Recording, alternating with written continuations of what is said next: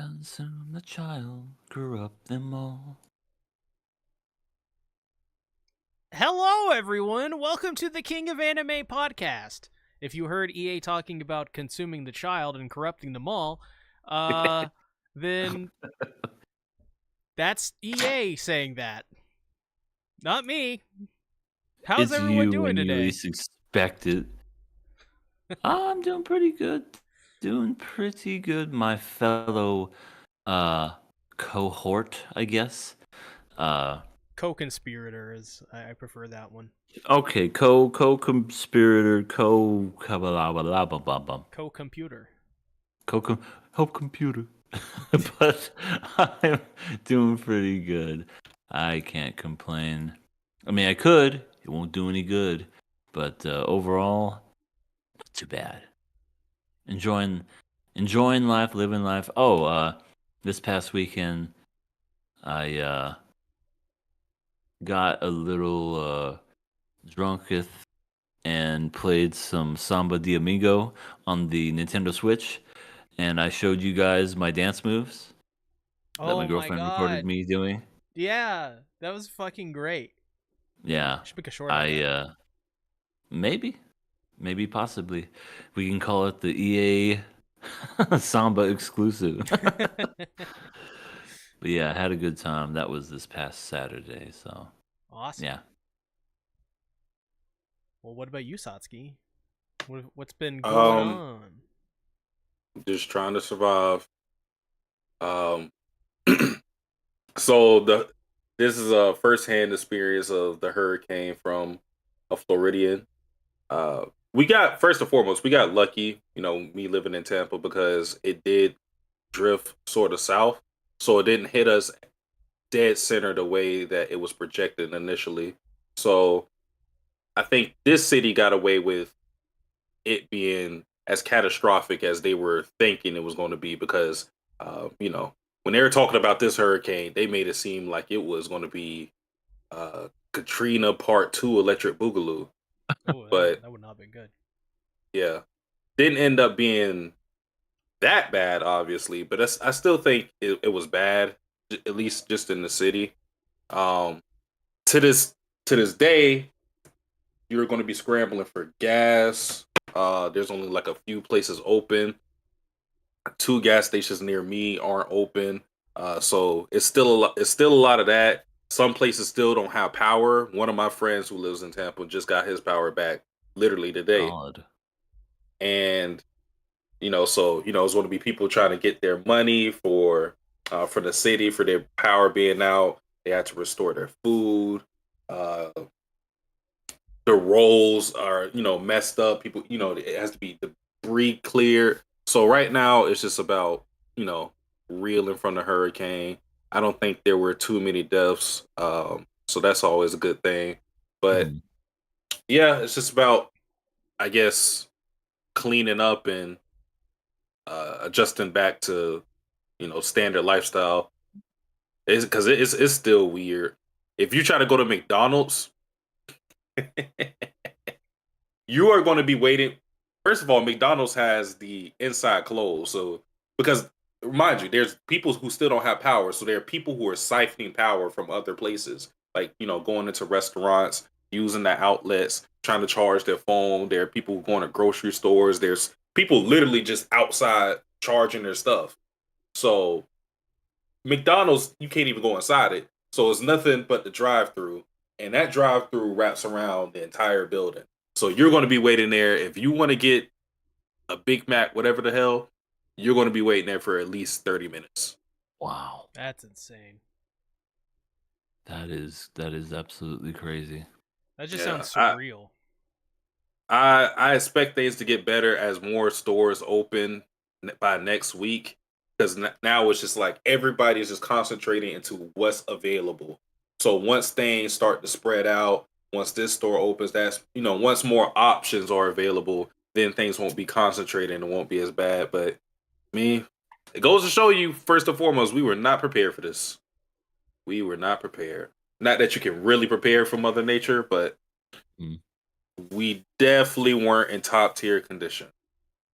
I will have to jet because I need to I need to get food. It's right. Chef Satsuki. Here we go. He's gonna come back with a 4-course meal. He's gonna go, hey, look at what I got here. It's delicioso. Hey. Talks about the horrible state Florida is in right now, and he comes back with just all of the food like an anime. He's like, there's a reason why there's a food shortage, and it's because of me. It isn't because of the hurricane.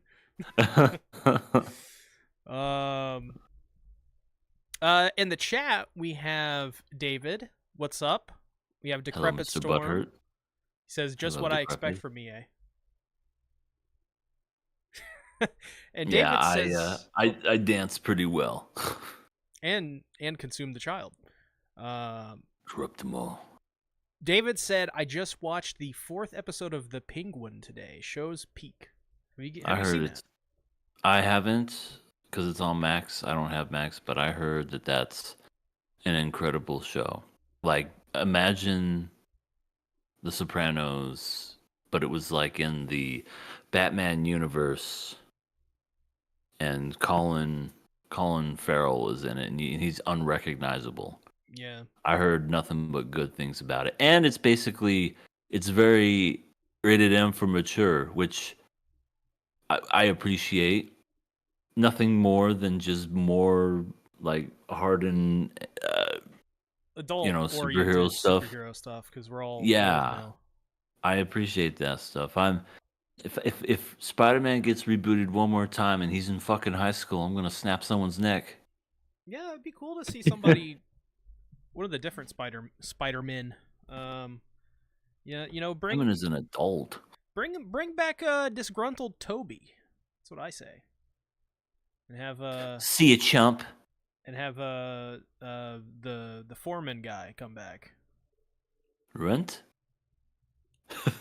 Who is him? The son of Eric Foreman from that Yeah. 70s show. Yeah, the worst choice for Venom ever.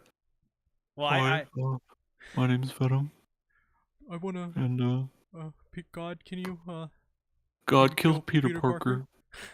It's horrible. Yeah, but that suit was pretty cool though. His suit was neat. Too bad he lasted in the movie for 5 minutes total. Yeah, it is kind of unfortunate, but what can you do?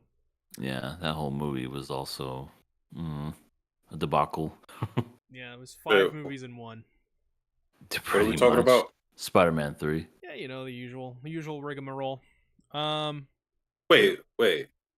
With Toby. Oh, okay. Yeah. The absolute worst, dancing like this and pointing at girls on the freaking sidewalk and I'm going to rub some dirt in your eye. See ya, chump. Stuff like that. And how could I forget the absolute perfection of that movie? James Franco eating a pastry or some pie or whatever, and he goes, delicious.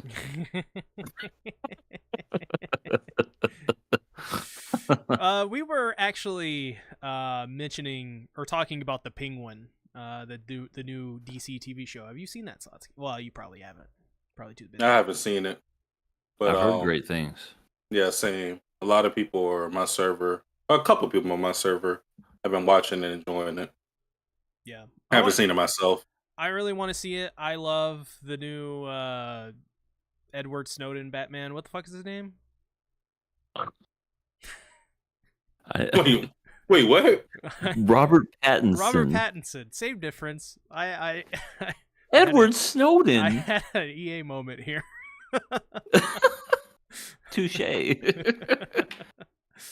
Yeah, I love that Batman. I think that one's probably my favorite Batman ever. So anything from that universe, I'm totally down. Also anything from the Arkham games, I'm down for that too. For sure. Played those games at the end of last year. It was awesome. Don't regret it. Yeah, I saw you play through them. I was like, oh, I remember this part. This is great. Yeah. The only one I didn't like was the prequel, looking back, but it was fine. Oh, I know which one you're talking about, where he was younger. Everybody was younger. Yeah. Yeah. But This is the King of Anime podcast where we cover seasonal anime. If you guys haven't already, leave a like on the podcast right now. I demand Do it. I double dog dare you to do it. You won't. No balls. You won't. Remember when we used to say that back in the day? Say no balls all the time? I don't know. Like you got the balls. I just remember Something like that. In high school, it was just like literally be like just a mundane like whatever, doing whatever. You just someone would just out of nowhere would go no balls. It was just random. It was either that or they just call you a pussy. Yeah. They would either you'd hit, a male genitalia or female genitalia. Yep.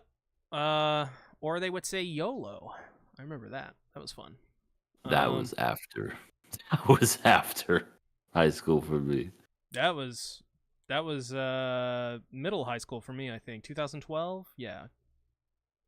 But leave a like on the podcast, share it with your friends. No balls. I'm charged up. We have a Patreon. It's called patreon.com/King of Anime. KOA Plus. It's for just $1. And it's got all of the greatest content you'll ever see on the internet. Satsuki, what can they get for $1? Oh man. What can you get for $1? Is that a joke? I almost threw up in my mouth asking that. You can't even buy an opinion for $1. You can't buy I don't even know if they have bubblegum machines anymore that you can buy from. I haven't seen one of those in a minute. I think they're getting displaced. Can't buy soda for $1. Or maybe like those little like Fuegos. Right, those little half cans. Yeah, like that big. Yeah, they don't even have a candy lady anymore. You used to have in the neighborhood there used to be somebody, a candy lady who always sell candy and frozen cups and stuff like that. Those don't exist. Those are dying out too. Yeah, because things are too expensive. Remember their little jingle that come around? I'd pay $1 just to get that jingle back, just someone to drive through, stereo blasting. I bet you can't get anything off an ice cream truck for $1 anymore either. Oh hell no! Hell no. What's $1? They'll look right at you and they say, "You know what's $1? Turn the fuck around." Just start walking back because you can't afford this ice cream truck. That's true. That is true. We also have a Blue Sky, so join Blue Sky. So we can all make biscuits together. That's what we call tweets over on Blue Sky. It's just superior in every way to Twitter, to X, whatever you want to call it. Also, one other thing. I forgot to mention this. Subscribe to us, bitch. Yeah, please. I want to mention and I want to bring up that the last video that we had on this channel became our most watched video ever on this channel. So, clap that up. Congratulate you guys. Yeah, everybody just came in and just started watching us. Like they watched us the first time and then they decided, you know what? It was so good we had to watch it again. They just came right back in twice. Yeah, that was a long video too. It was long. Mm-hmm. It was long. And I feel sort of bad because I don't even think we got the Satsuki's topic. As soon as we hit like the middle of Rurouni Kenshin, I sort of like de-energized. I was all there for FMA and what was the Oshinoko, but everything after was just kind of as EA said. So I'll be sure to wake you up with some air horns. Gotcha. Oh shit! Ooh. Not only does he cook up masterpieces, but he kills them flies. God dang, he's like Sanji over here. Look at those forearms. That that is some bug gun killer. Can you give us a what did you say? Nikotron? I think he said right. What? Isn't Sanji? This is a source of my power. What are we drinking tonight, there, Sasuke? Sutter Home, red wine, Oh, Merlot, California. I miss nice. alcohol. I miss it so much.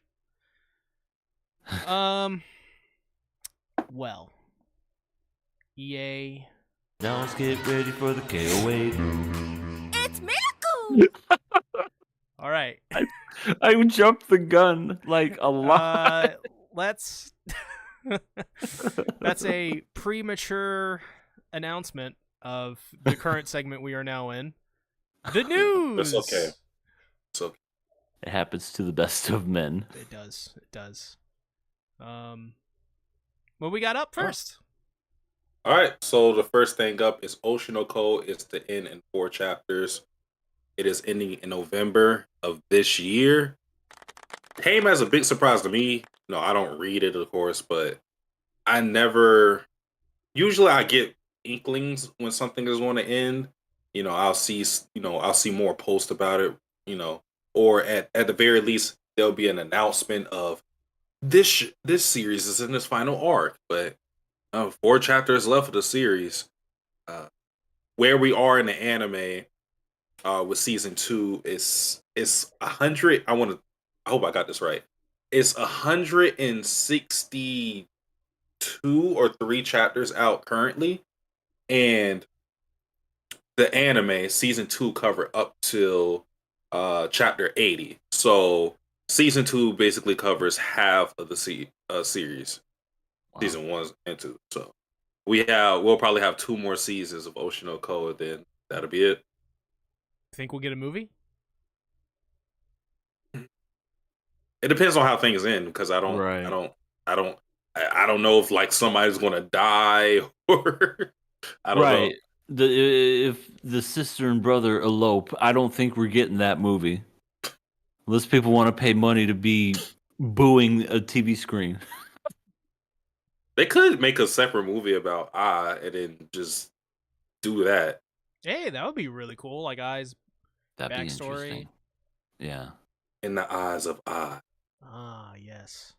In the dead eyes of Ai.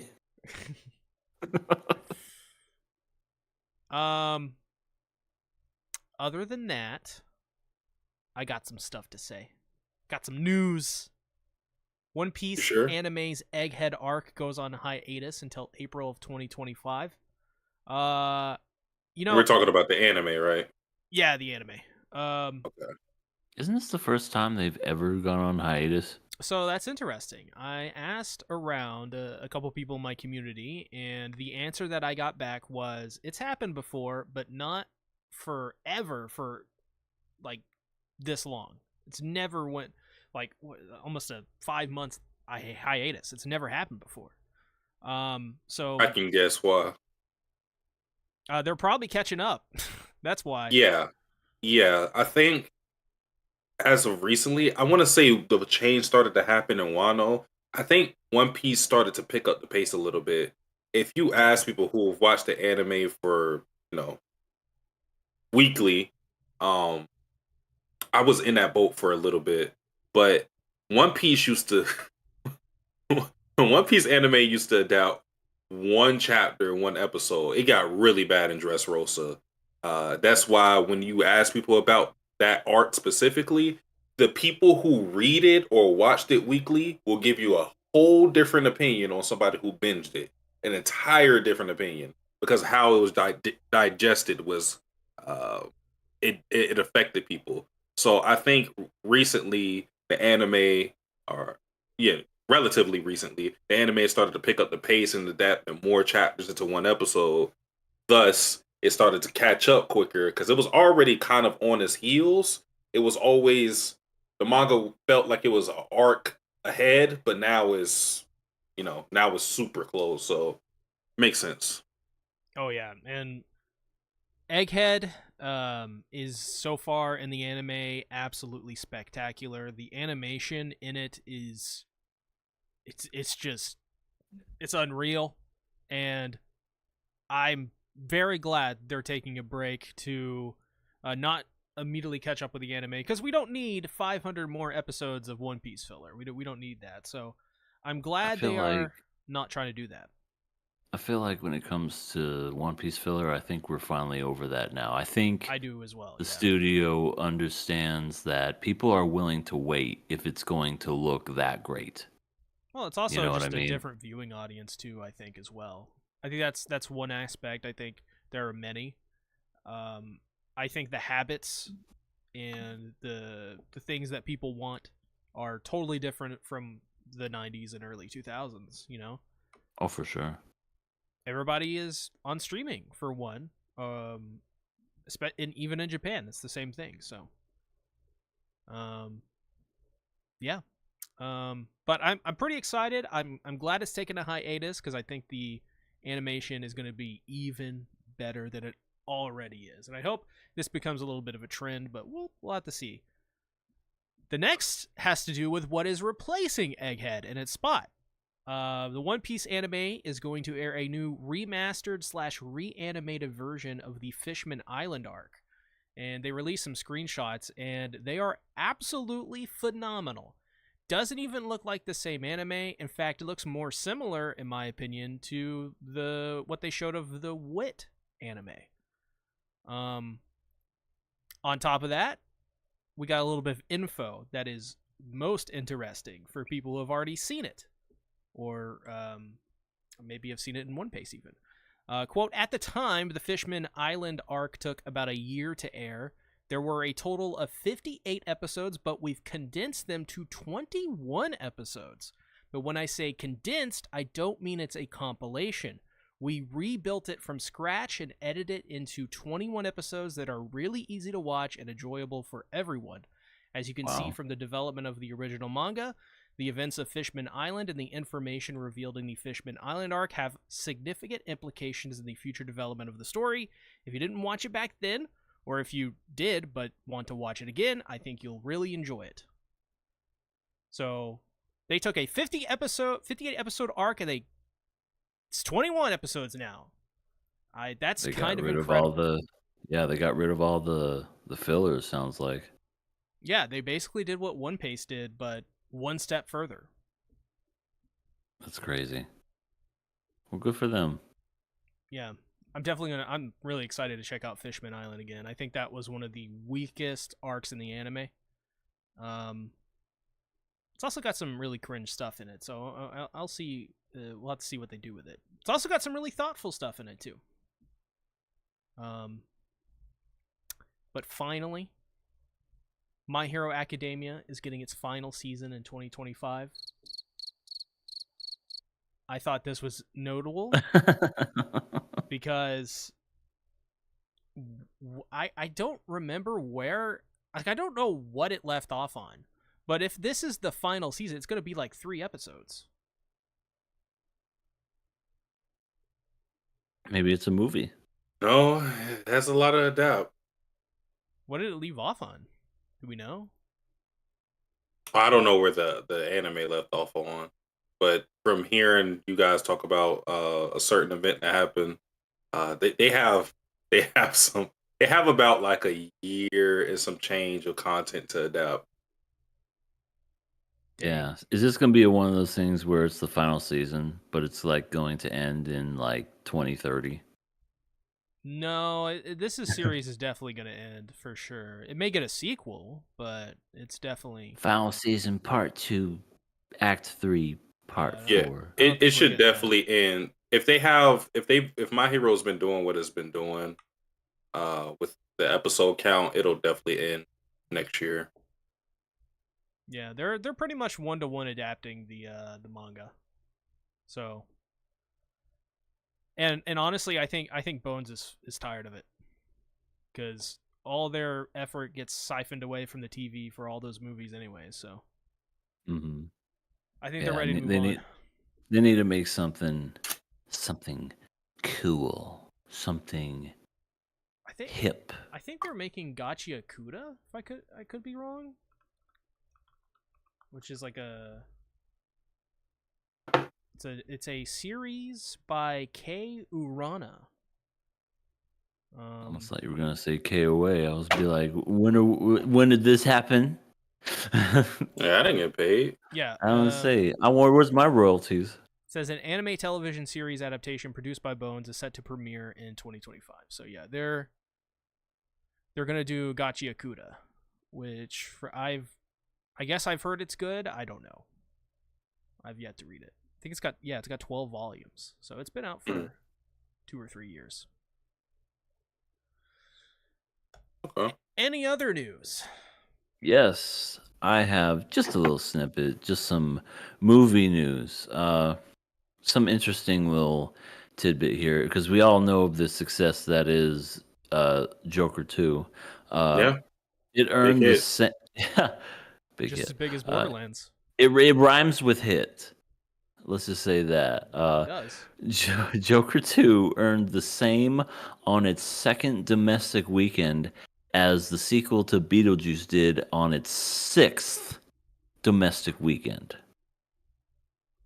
So in the same span that Beetlejuice had been out for, the second one had been out for like almost 2 months. Joker 2 in its second weekend just falls completely down. Did Yes. Beetlejuice underperform? Oh no, Beetlejuice did great. Beetlejuice is the highest grossing Tim Burton film of all time.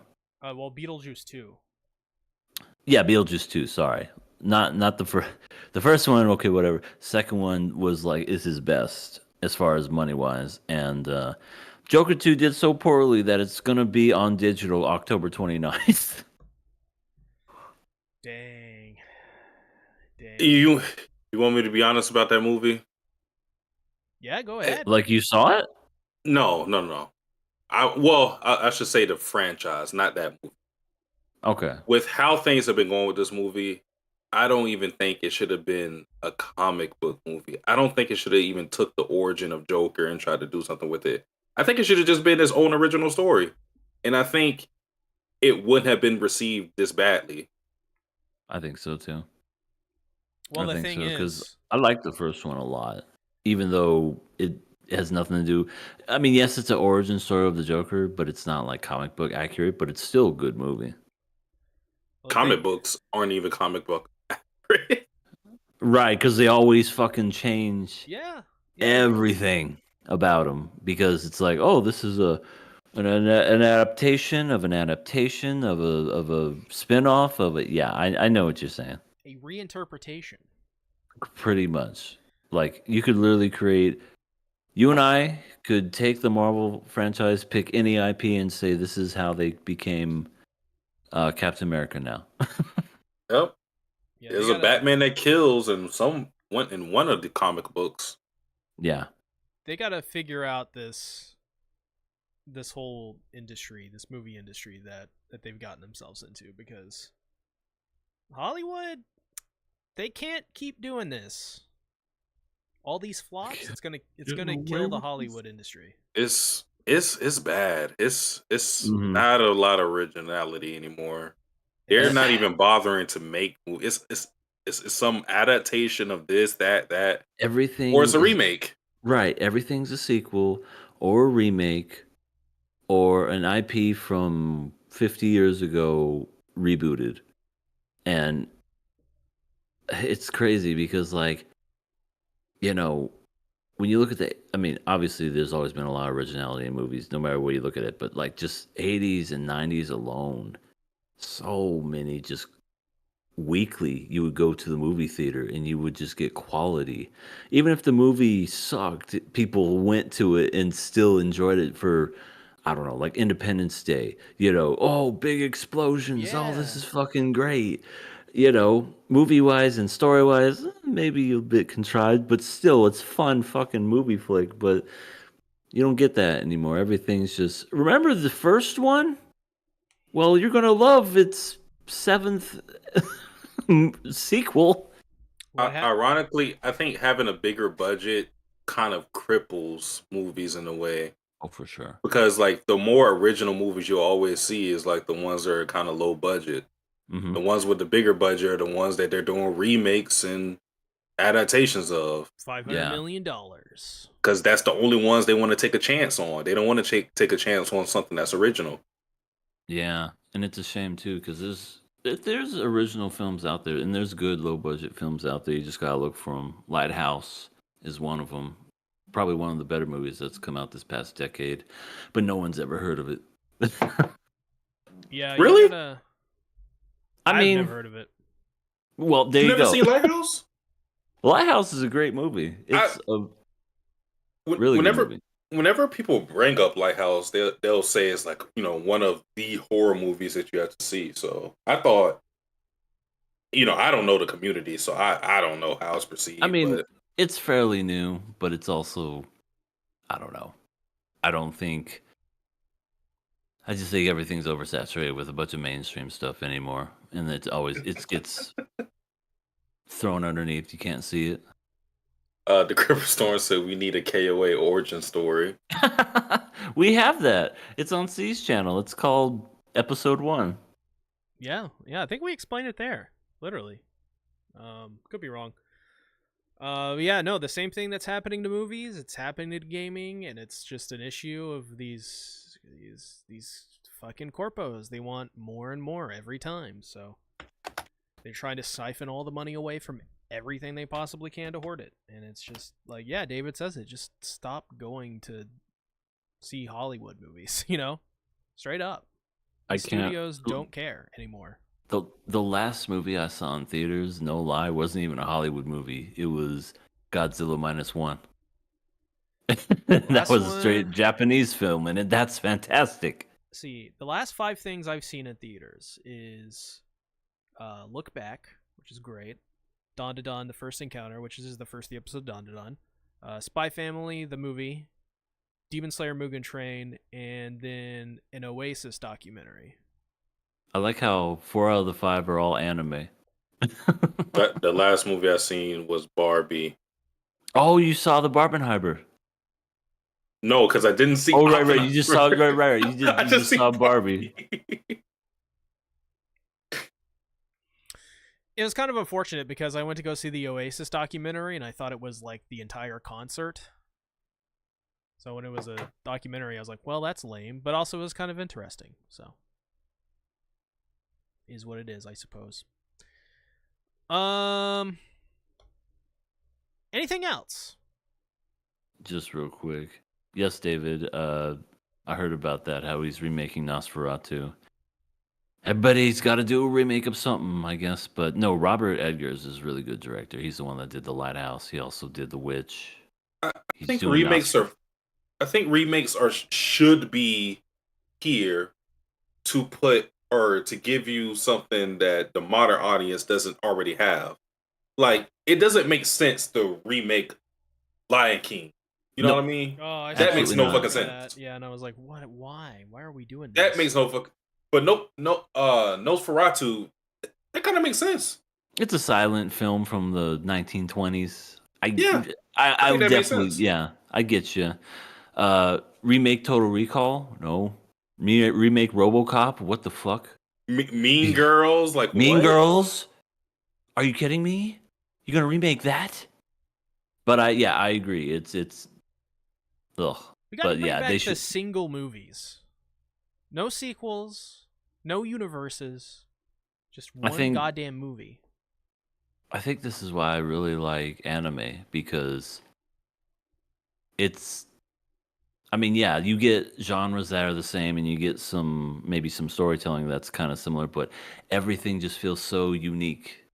I mean, you can even take stuff like Dandadan and JJK and try to compare it to Hollywood. You couldn't, because it's like so different than Hollywood.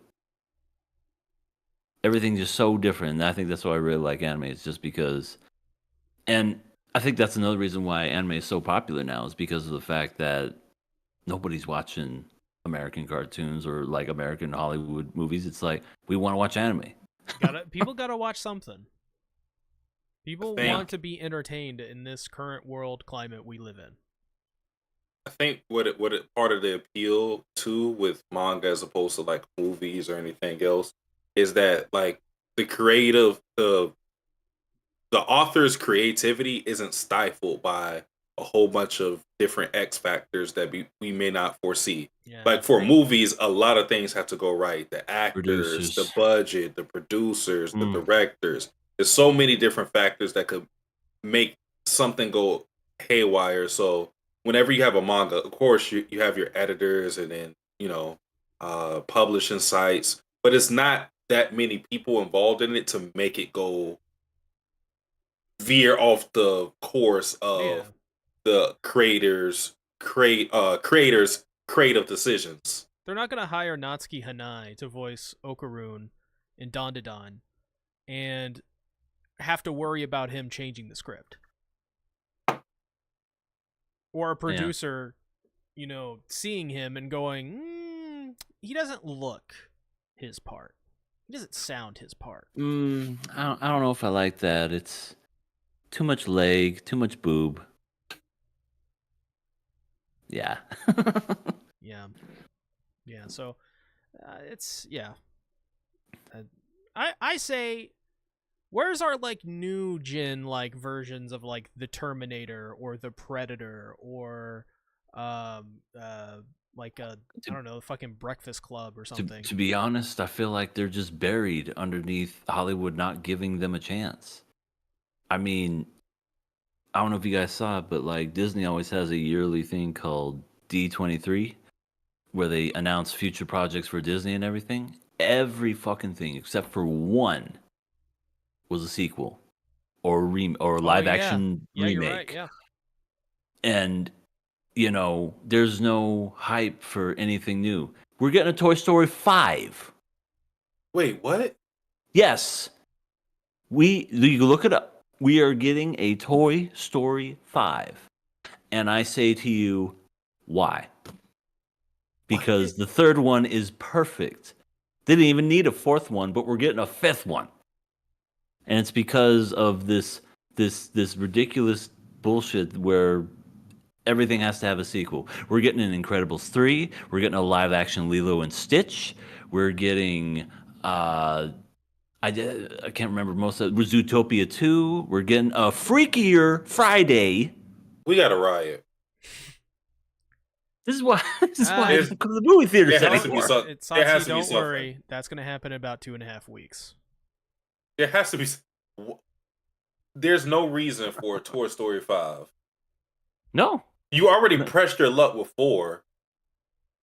Why you do? Makes no sense. No, we just got to make our own movies. That's literally it. We just got to start going to theaters to see Kyle Galtner films. That's what we need to do. Yeah, we can't be supporting these Hollywood movies. We got to go to, movies of where it's an actual, like, you could tell, like, maybe it's a little more lower budget, but passion was put into it and care. I'm sorry, I mispronounced his name. His name is Kyle Gallner.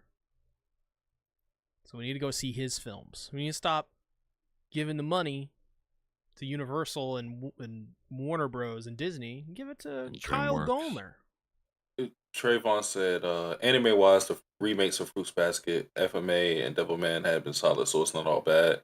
No, I don't think we're saying like remakes are innately bad.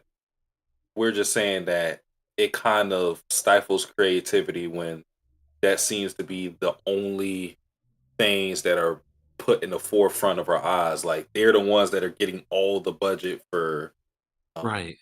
and it's never anything creative. And then with those specifically, Fruits Basket, the original anime, it went off the course of the manga and it had an anime original ending.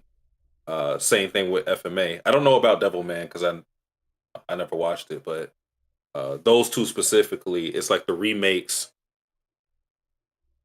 It followed the manga ideology, and Well, it's just a different time for those previous series. Fruits Basket came out when it, shoujo I think was 2002, 2001.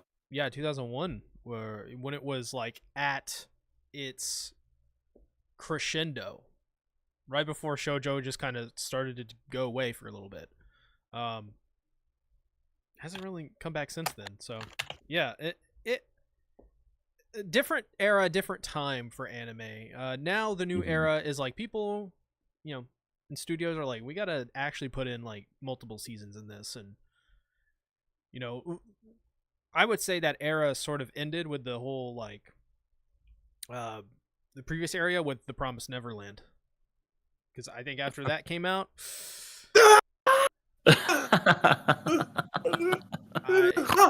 notice how studios haven't Sasuke, done it's that. okay. It's okay. Why'd you have to bring that up? See? Hey, I just said The Promised Neverland season 1. You're hurting him. Look at him. He looks like an NPC character.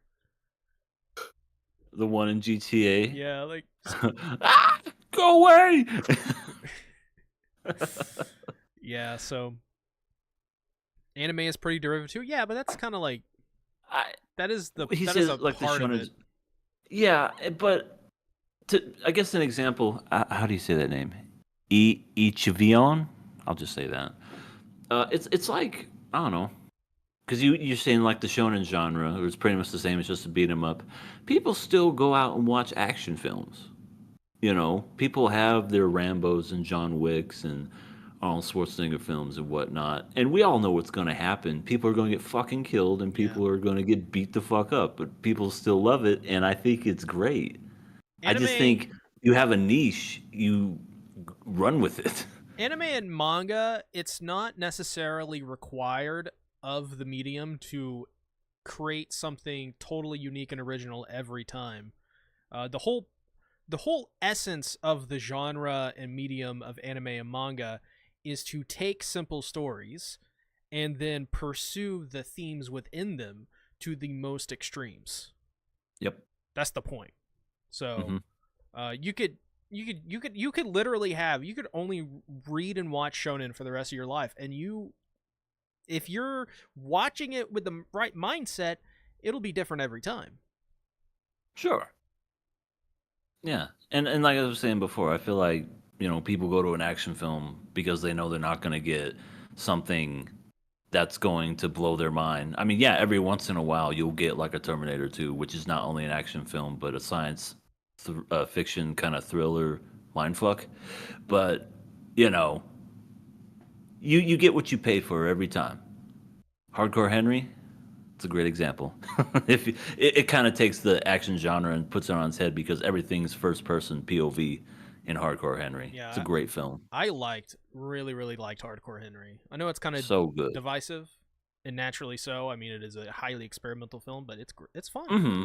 But fun. see, those are the kind of ones that I feel like we should support, because they're just so Kyle out Gallner, there. everyone. Kyle Gallner. Look up Kyle Gallner and watch his films. And don't bring up a certain land. Kyle Gallner. Okay? That's all I'm saying. Kyle Gallner. All right. Kyle Gallner.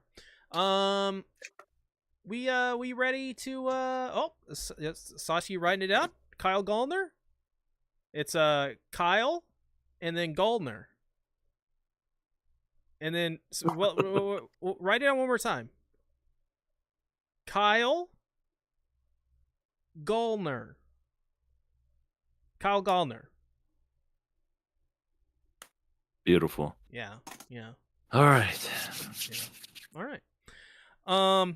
Let's go ahead and let's talk about none other than Fullmetal Alchemist Brotherhood. Episode 2. Episode 2 indeed. This was the one. This is like the first episode is kind of like, hey, let's get reintroduced to the world. Let's get familiar with some of these characters again. And then episode 2 hits you like a truck. Oh, it destroys you. Rips out your heart and your soul. and it does not spare anyone. So Yeah. I guess I'm gonna leave it up to you guys. What do you guys want to talk about first? Also, hello QRW6. How you doing, sir? Well, I just want to briefly say this. This is the true first episode of Full Metal Alchemist Brotherhood. The first episode was filler. Uh, Doug or what's his name? McDougally. Yeah. McDougall. Isaac Yep. McDouble. McDouble. Yeah, Isaac McDouble was an original character, Hold so the he was pickles, not in the please. manga.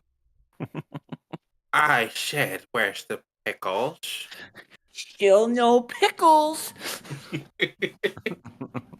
I hated that guy. Bubble bath. Yeah. Yeah. But yeah, the first episode was anime original. Not it still has its purpose because I think it actually ties in well into the series. But this is the proper first episode of Fullmetal Alchemist Brotherhood, and it kind of shows with what it covers. So basically, I mean, this is the origin story of Ed and Al, why they came to be where they are in the military. Yeah, and I think that's if anyone here is familiar with FMA or has seen it, that is exactly why this was a hard episode to watch. EA, I know you have seen the original, Mm-hmm.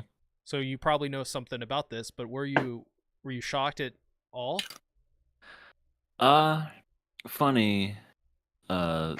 Thinking back on this one, I remember, and this takes me way back, when they were introducing the first FMA on Toonami, and I think this was one of the first things you ever saw, and it got me so hyped for the series that I said I want to watch it. Where there's not a word that's spoken. If I find that TV spot, I'll post it, but it's perfect. There's no words spoken. You can tell exactly what's happening without even having to understand. It's universal. You know, the mother, then you see, you know, them looking at the stone, and then you see them drawing the transmutation circle, and then you just see the happy glee looking in Edward's face, and then just the despair, and then the limbs flying off, and then the brother getting engulfed with hands and just pulled down, and then it just goes Full Metal Alchemist premieres tonight, and I said, I want to watch that. I want to watch that, and I thought it was just brilliant, and it reminded me of that from 2003, which is when it first aired, and the same feelings were back, except it looked a lot nicer. It looked a lot more detailed and whatnot, but that was kind of like my first reaction to it. Yeah. So I guess we should now just start at the beginning. Apparently, there is Edward and Al are out on assignment. They're trying to find some sort of priest who is using some sort of philosopher's stone, which is a pretty legendary and kind of mythical stone item in the world of Fullmetal Alchemist. Because this philosopher's stone is believed to do anything, and may be the key to getting the body back of Ed and Al. So we'll see. We'll see if that actually comes to fruition. But what do you guys think about this philosopher's stone, especially you, EA? Well, I want to chime in a little briefly. So, them thinking that this priest is using the philosopher's stone in of itself shows you something about their character, because how the rumor starts, or what Al presents to Ed, is that there's a priest somewhere that is performing miracles, and it's not, you know, they don't explicitly say it in this episode, but Ed immediately thinks that he's using the philosopher's stone, which goes to show you they don't think that, you know, somebody can perform miracles, um, you know, because they're blessed or anything like that. They're thinking of it just in science terms. How the hell can he do this? Philosopher's stone, of course. So yeah, that's a little cool. You get like a little cool character trait that isn't overtly in your, it's not in your face, but uh, it's really good with the subtle storytelling when it comes to the characters through Yeah, their actions. there's a moment like that later in the flashback that I want to talk about that people kind of have speculated about for years. Um, but yeah, I mean, do you think this Philosopher's Stone can actually do what it's foretold to do? Do you think it's an actual item that will help them uh, get their limbs and their bodies back? I mean, right now it's just kind of, I wouldn't say a myth. It's just a what's the way of putting it? Like a folklore, like a story, like something, like a hope, I guess, is the way that you would look at it. The Philosopher's Stone, there's many different incarnations of it and whatnot through story and folklore, but it does represent, life and like being, because hell, even in Harry Potter, they had the fucking, not the Sorcerer's Stone, but in England, it was the Philosopher's Stone, and that's what Voldemort used to try to get himself to come back to life. So, if anything, but again, there's been many different tellings of it. There's some where it actually works, and some where it's not it's not a stone and it can't bring you back to life. It's more of a, you use it and you're invincible or something. I don't know, but uh, I think in their minds, if anything's worth a shot, they're gonna take it, but they just don't know where to find it. As Edward said, he's like, "Where the hell do we find it?" Yeah, and So it's kind of like yeah, they have no other choice but to try to find it because their they world got of just alchemy, having knowledge, they were pretty brilliant kids, and still what happened to them happened.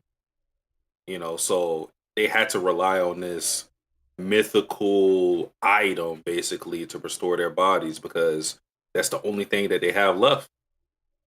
Yeah, it's their last shot um, to reverse the actions that they would eventually do. We're going to talk about here in a second, but I also think as well to add on to that from just a government perspective, a military perspective, you cannot allow people to run around with philosopher's stones.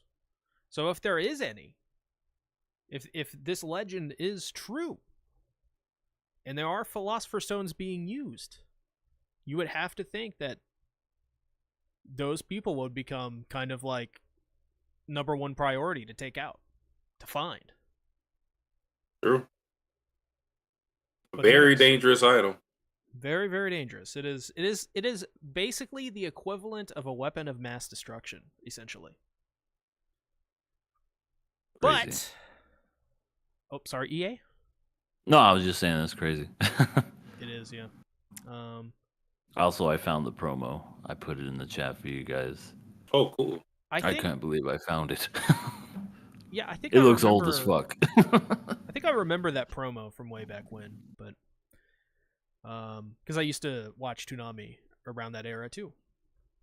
But let's go ahead and get into the flashback because the flashback is when I was watching it last night in my Discord server, I was like, by the end of it, I was like, this is incredible. This entire episode was directed phenomenally. They showed everything perfectly. The animation was clever. They used some really awesome tricks with the animation throughout this flashback and its two separate segments. To in my opinion, enhance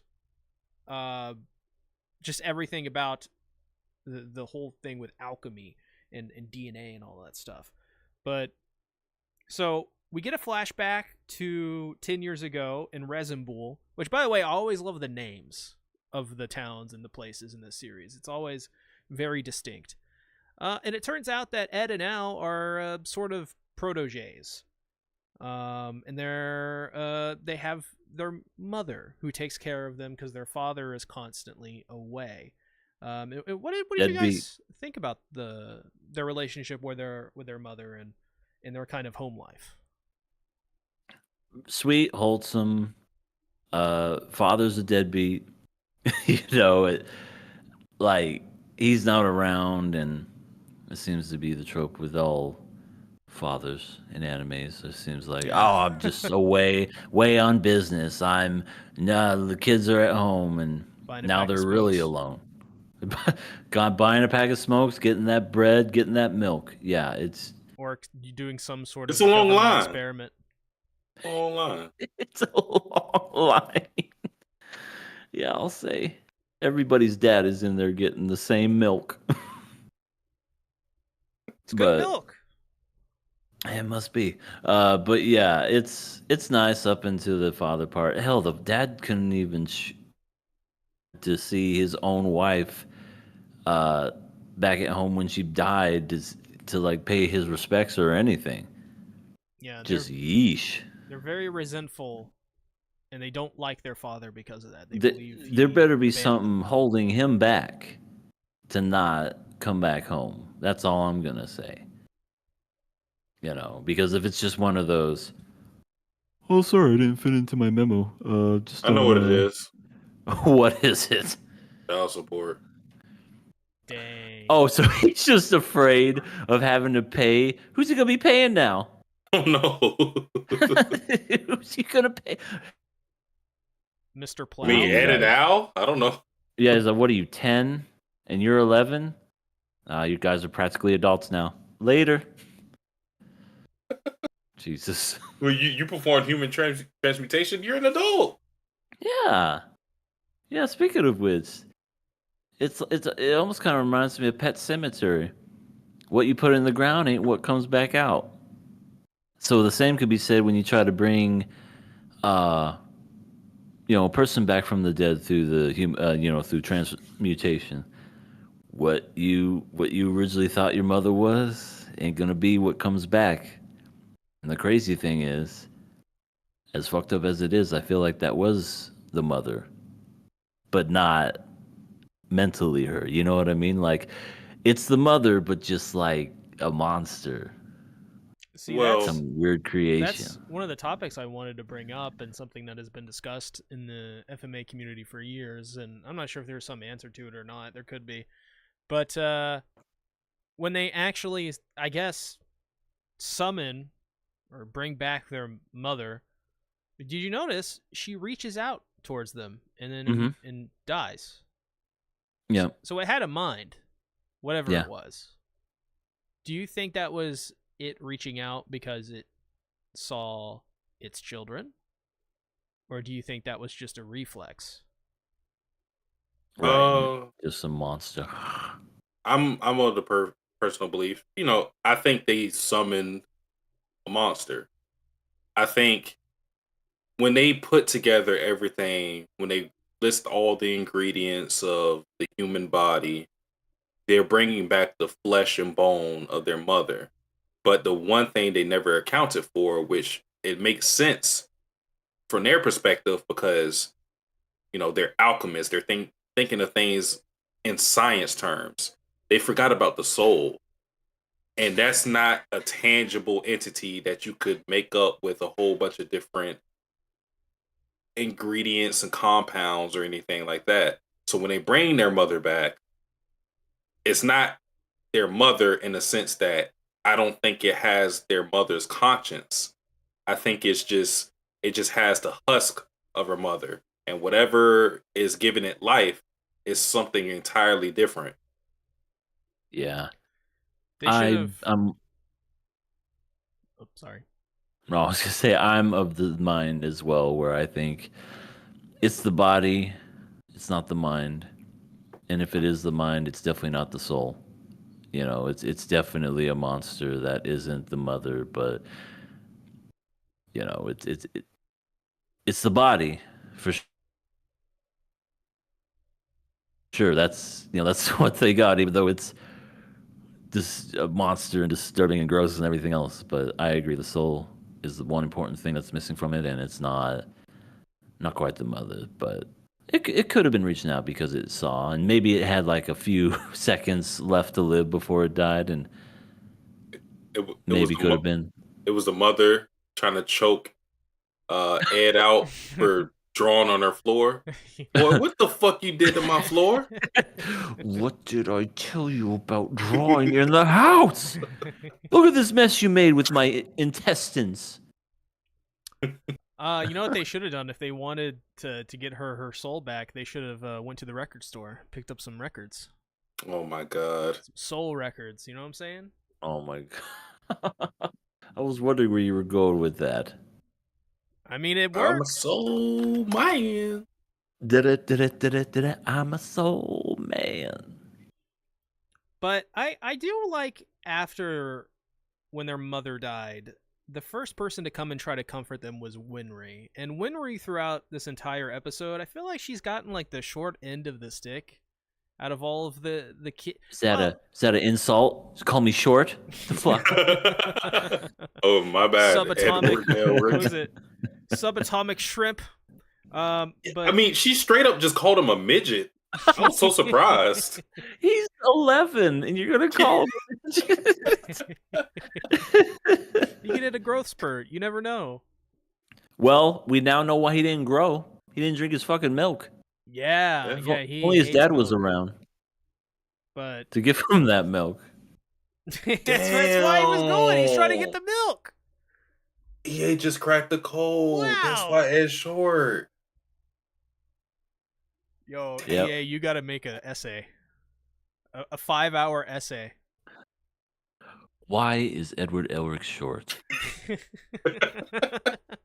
Let me break down 5 possibilities, but the last one's going to be the answer. People just skim right to the end because he didn't drink his fucking milk. Father forgot to bring home the milk. Father brought home the cigarettes, just not the milk. It's gonna. There's the like all the comments are just gonna say video starts at 4 hours 59 minutes And 40 what the hell? seconds.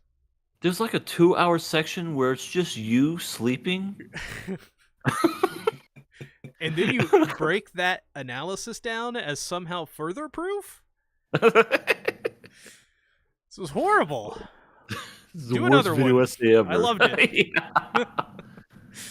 Yeah. No, but I think Winry is very interesting in a lot of this because she's kind of almost in a way the punching bag for the brothers after going through all they've done through. Like they always talk down to Winry. They always kind of bully her and rub dirt in her eyes and treat her, just kind of like not like an afterthought, but yeah, I think kind of just as like a pincushion of sorts. And Edward made fun of her because she was a gearhead. yeah, well, which by the way, later gets payback when she almost kills Ed with a wrench. So that's fun, but comes out of nowhere. We had too. to at some point we have to make a power scaling video of shonen women when it comes to gags. Like Yeah, when it comes to like hitting the strong man gag. Winry, Chi-Chi, Bulma. Not Nami. Like Nami Yeah, like Nami. beat the Nami- shit out of Luffy multiple times. Yeah. Nami That has is true. strangled and tried to drown Luffy. What about in Naruto? Is Sakura? Oh, pretty Sakura. powerful? Oh yeah. Gag Sakura is crazy. Is she Gag like a- Sakura she used to have like an alter ego. Yeah, crazy. She Huh. was crazy, and didn't she have like some like hammer or something at one point? Or am I thinking of some other character? Are you thinking of Amy from Sonic? I don't know. I was going to say no more. Oh. Yeah, I guess you could say Nobara is sort of a gag character. Her whole entire writing was just one gigantic joke. Oh. Oh, hold on. Where's the rim shot? Oh. There it is. Oh, thank you. I'll be here all night. You know who else is a joke? That fucking blonde girl who had a flying centipede. She came in and didn't do fucking shit, and the world fucking got destroyed and covered in demons. Oh, God. I hate that show. Sorry. But yeah, I even though they kind of bully her, at the same time, I think it shows there's like a healthy dynamic between everyone in the family because, yeah, even the grandmother, calls him a subatomic shrimp and a midget. Probably not the thing you want to call a child, but when you That look just at lost it, his mother.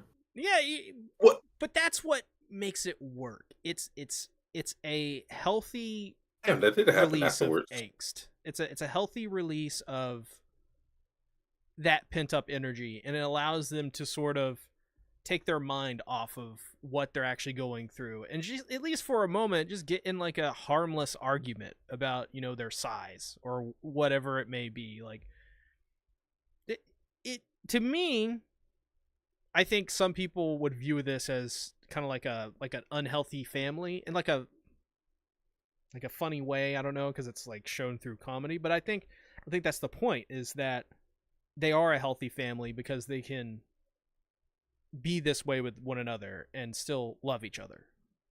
Yeah, I mean, I always took it as like family banter, like even like amongst friends, because they're family in a sense that they care for one another, not that they're related or anything like that. Mhm. So it's the same thing with friends, I might call C-Tat a piece of shit bastard, and he won't really take offense to it because I'm his friend. Now, if a random person did that to him, then he'll, of course, take offense to it. But And I simple will as that. take it. I will take offense for him. I'll be like, "Hey, who are you to call C Tactics a piece of shit? That's our And I'll job." say, I'll say to EA, "Shut up, whore!" You then- asshole. Oh, oh, I think I fucked up. It's okay. Don't worry, I'm the. Can we say that word?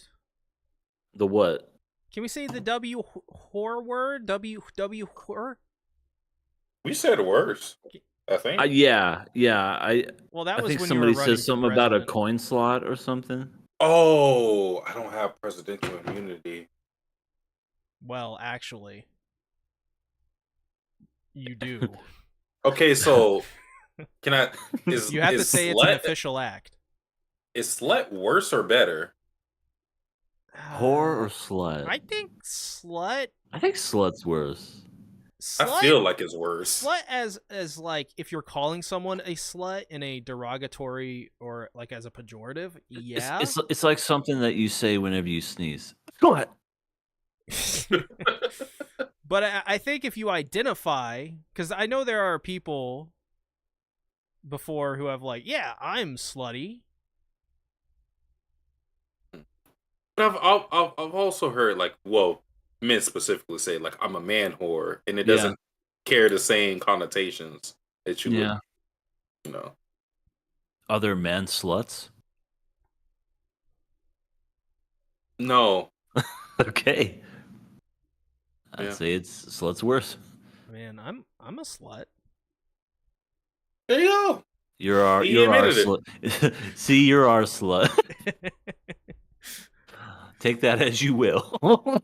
Decrepit Storm says, as long as you don't say simp. Fuck! Well, demonetized. Yep. Pack it in. Yeah, speaking of Been fuck. nice.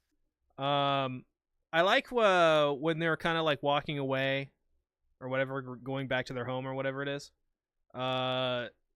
When Marie's like, hey, we're gonna have some stew later. You should come over. And of course, Al's like, Stew. heck yeah, stew, or whatever it is. But there's actually an outtake of this scene where the VA for that says, fuck yeah, stew. And it's so hilarious. They should have kept that in there. I almost wanted to like get it as like a soundboard as a surprise, but I forgot. So There's something that you need to create a soundboard of, but I'll tell you when we talk about it later in the podcast. Too shy boy. No. I'll tell you when it happens. Okay. What I always found interesting, and I don't know if this, I guess I'll ask the question just because I find it kind of intriguing. when they do the human transmutation for their mother, I always found it interesting that Al lost his entire body, but Ed only lost his left leg initially. The reason I find that interesting because I'm like, why are the prices so lopsided? Obviously, from a story perspective, Ed needed to bring back Al. So, okay. But I'm thinking it from the sense of why did Al lose his whole body? Like, why was the price for him to lose his whole body, but Ed to lose his left leg? If we're supposed to think of the whole thing of equivalent exchange, because that was brought into our into our minds.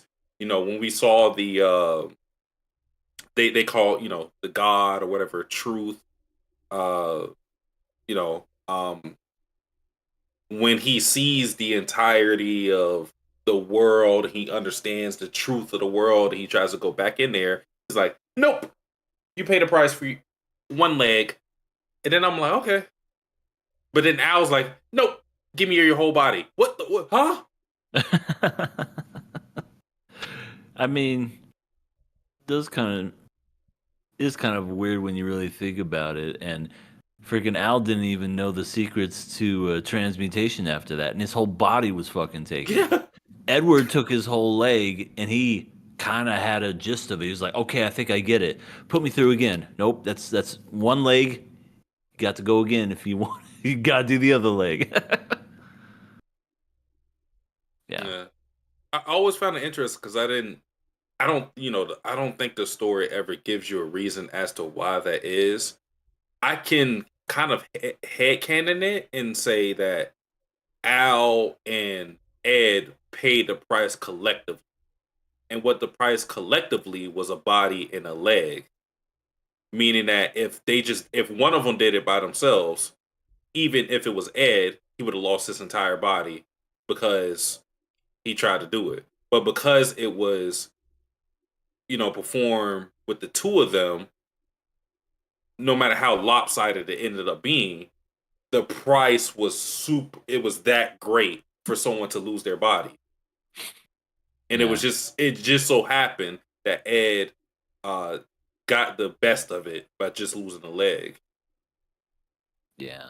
That's gotta be a pretty shitty situation though. Ed, you only lost your leg and your arm. I lost my whole fucking body. And I'm on this goddamn metal of armor, and I can't eat anything anymore. So I don't want to hear you ever complain about anything ever. It's a good leg. It's a good leg. Leg is just like You know what I was thinking when I was watching that? I was thinking this. Yeah. You gotta get the leg. If your leg is stronger, is it worth more? Like how does that work? Yeah, because when he got his brother back, he lost his arm. So it's like one leg will buy you all the knowledge in the world of transmutation, whatever. To bring somebody back, at least their soul, onto an inanimate object, that's an arm. So what if he did it backwards? I mean, I'm kind of thinking of what everybody would lose if they, because I don't know if it's based on the potential of said body part or whatever it may be, or if it's based on like how you cherish it. So I'm thinking like if I did human transmutation, I'm probably losing all my hair. It'd be like, no. you give a fuck about your hair? That's your treasured prize. I could just you just take the one side, so you just have this side that's left. Well, now I gotta do it again. So you gotta even it out. But instead, they don't take your hair; they just take your arm. You're like, what the fuck? I wanted you to take my hair. Now I'm a one arm, one side hair goofy motherfucker. What would be funny is if like you're walking, down the street one day and you run into the guy that got your hair in your leg, like it was just transported to a random person. He's just looking at you up.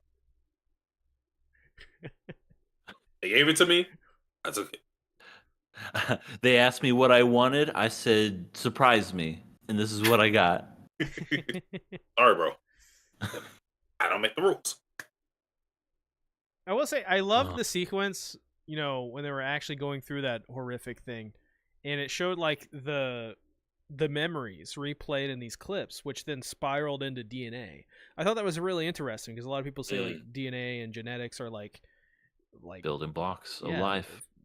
Building blocks of life and like history, like genetic history passed down, through generations, memories, some would say. True. Decrepit Store brings up a great point. If that suit of armor wasn't there, what was Al going to be bound to? A pair of shorts. Oh no. Hey Al. Hello, big brother. Oh no. How you doing? Oh, you my boxers? Yes. Fucking kill me. Now I want to know why that suit of armor was there in the first place. What was it? Who wore that for? Yeah. Was that his Edward's dad? Was it just Maybe it's like family armor. Random that's been passed down from generations. My grandpappy wore this armor into the metal armor wars. You're lying. You stole that off somebody. You're right, I did. Yeah. I took this one side of their hair and their arm too. You'll need it later, don't ask. Wait, what? I think the super interesting part came after the human transmutation, where Roy comes into the picture, because he shows how much of an important character he was in Ed and Al's life, because he goes there hearing a rumor of this brilliant alchemist, and then he sees the aftermath of the human transmutation. Ed has an arm and leg missing. Al is in a fucking suit of armor, and he knows what they did. And Ed looks broken, at least from the viewer's perspective, because we get some later. But still Roy tries to extend a hand to Ed and say, if you want your bodies back, join the military, try to get some information, and make the best of the situation. Because either you do that, or you sit here and you wallow in remorse and despair and self-pity, and you stay as you are. And that's the choices that Ed had before him. And then on the other side too, with Winry, I thought that was super impactful too. She talked about how the military took away, everybody important to her, which that was a bombshell in of itself. She told us that at this period, her parents died, which we knew because there's a gap in time. There's a gap in time in between where their mother initially dies, and at least from their knowledge, they think that Winry's parents are alive at that point, because they tease Winry about her crying whenever her parents had to go off on, military duties. So they tease her about that when their mother dies. And then later on, Winry outright says, my parents are dead. So her parents died in between that time. Which again, that goes to show you, like, that's not really subtle, but when you read in between the lines, it's great storytelling because they tell you so much without explicitly stating certain things. Mm-hmm. Yeah, that's really good storytelling. Sometimes some things, not everything has to be just explained in just multiple dialogue paragraphs or whatever. Sometimes some things can be as simple as a look, or even as a vibe, or you just going, oh, okay, that makes sense. Yeah, like put two and two together. Yeah, you put the onus on the audience to kind of piece things together. instead of Winry herself saying, "My parents died April 2010." They both had stab wounds in their hearts, and I cried. Yeah, Tatsuki Yeah. Fujimoto is the master of that, so he's very good at that. Like literally, there was a chapter he came out with in Chainsaw Man that had no dialogue in it, 0, none. Inside Mary?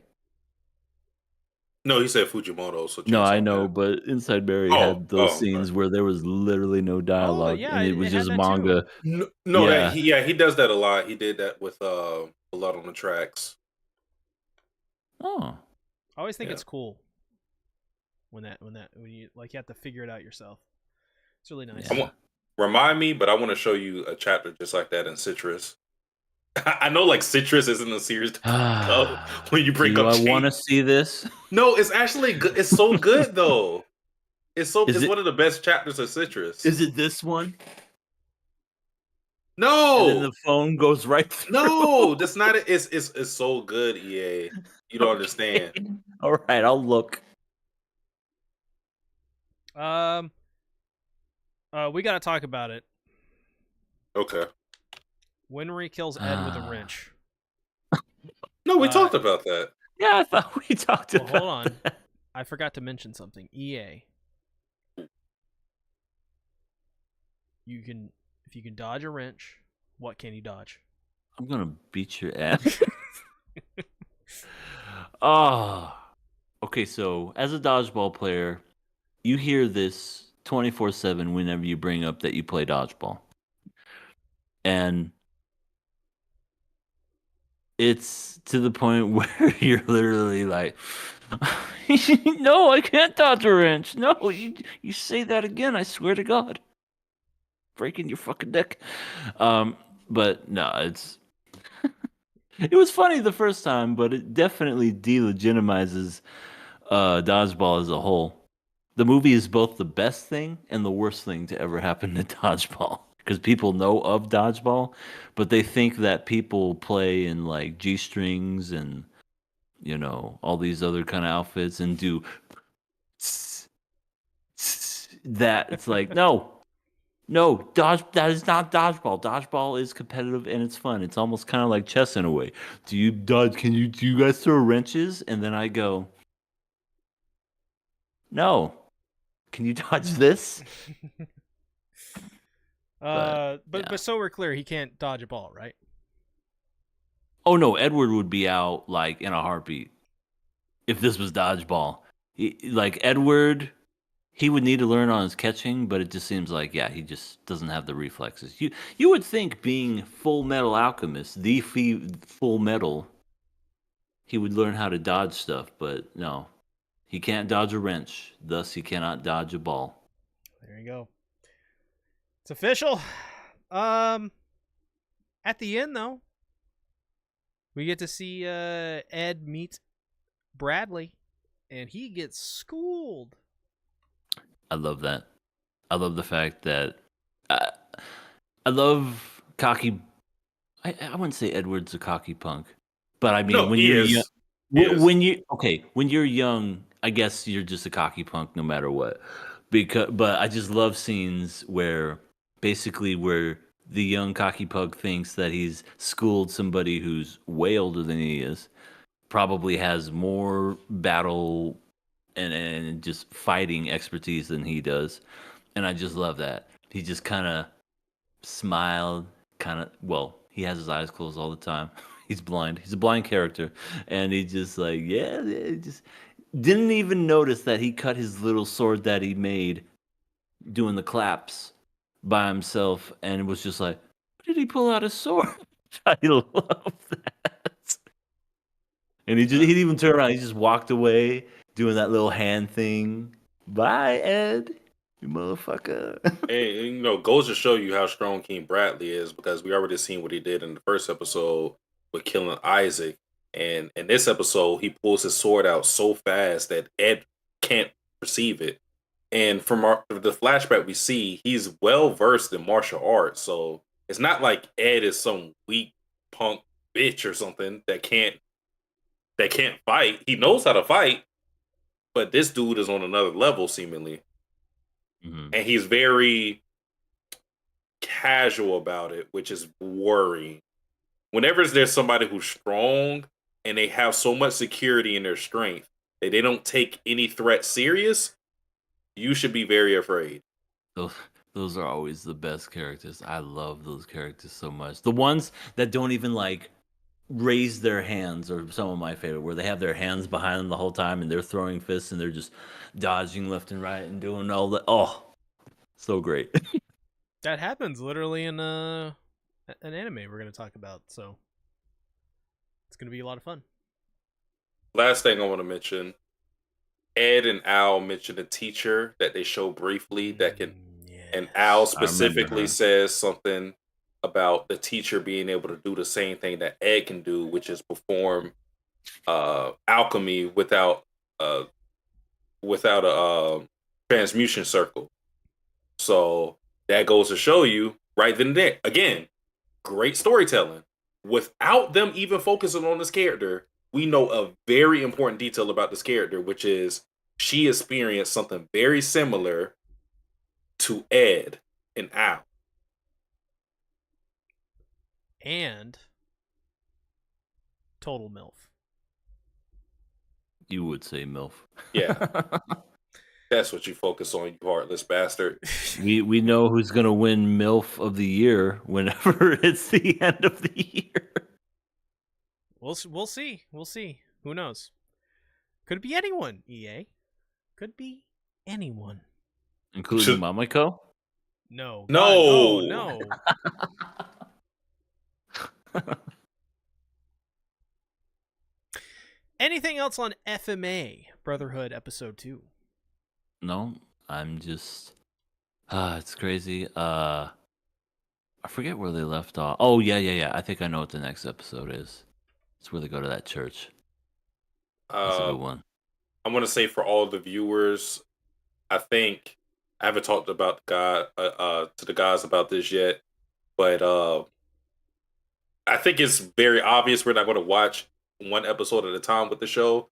No. I think I'm going to draft a schedule for us to watch it, so we're watching it in chunks, and then I think I'll like make a post about how we're going to watch it. You know, of course, I'm going to talk to the guys, see if this is what we want to do, and then post a schedule as to how we're going to do Fullmetal Alchemist Brotherhood. Because we did, you know, episode 1 and episode 2 by itself, but eventually we had to start doing it in chunks because 64 weeks, that's, you know, over a year. And that's, you know, yeah, that's not plausible. So I think I'm going to draft up a schedule because since I already read it and watched it, I think I could, you know, make it easier to do.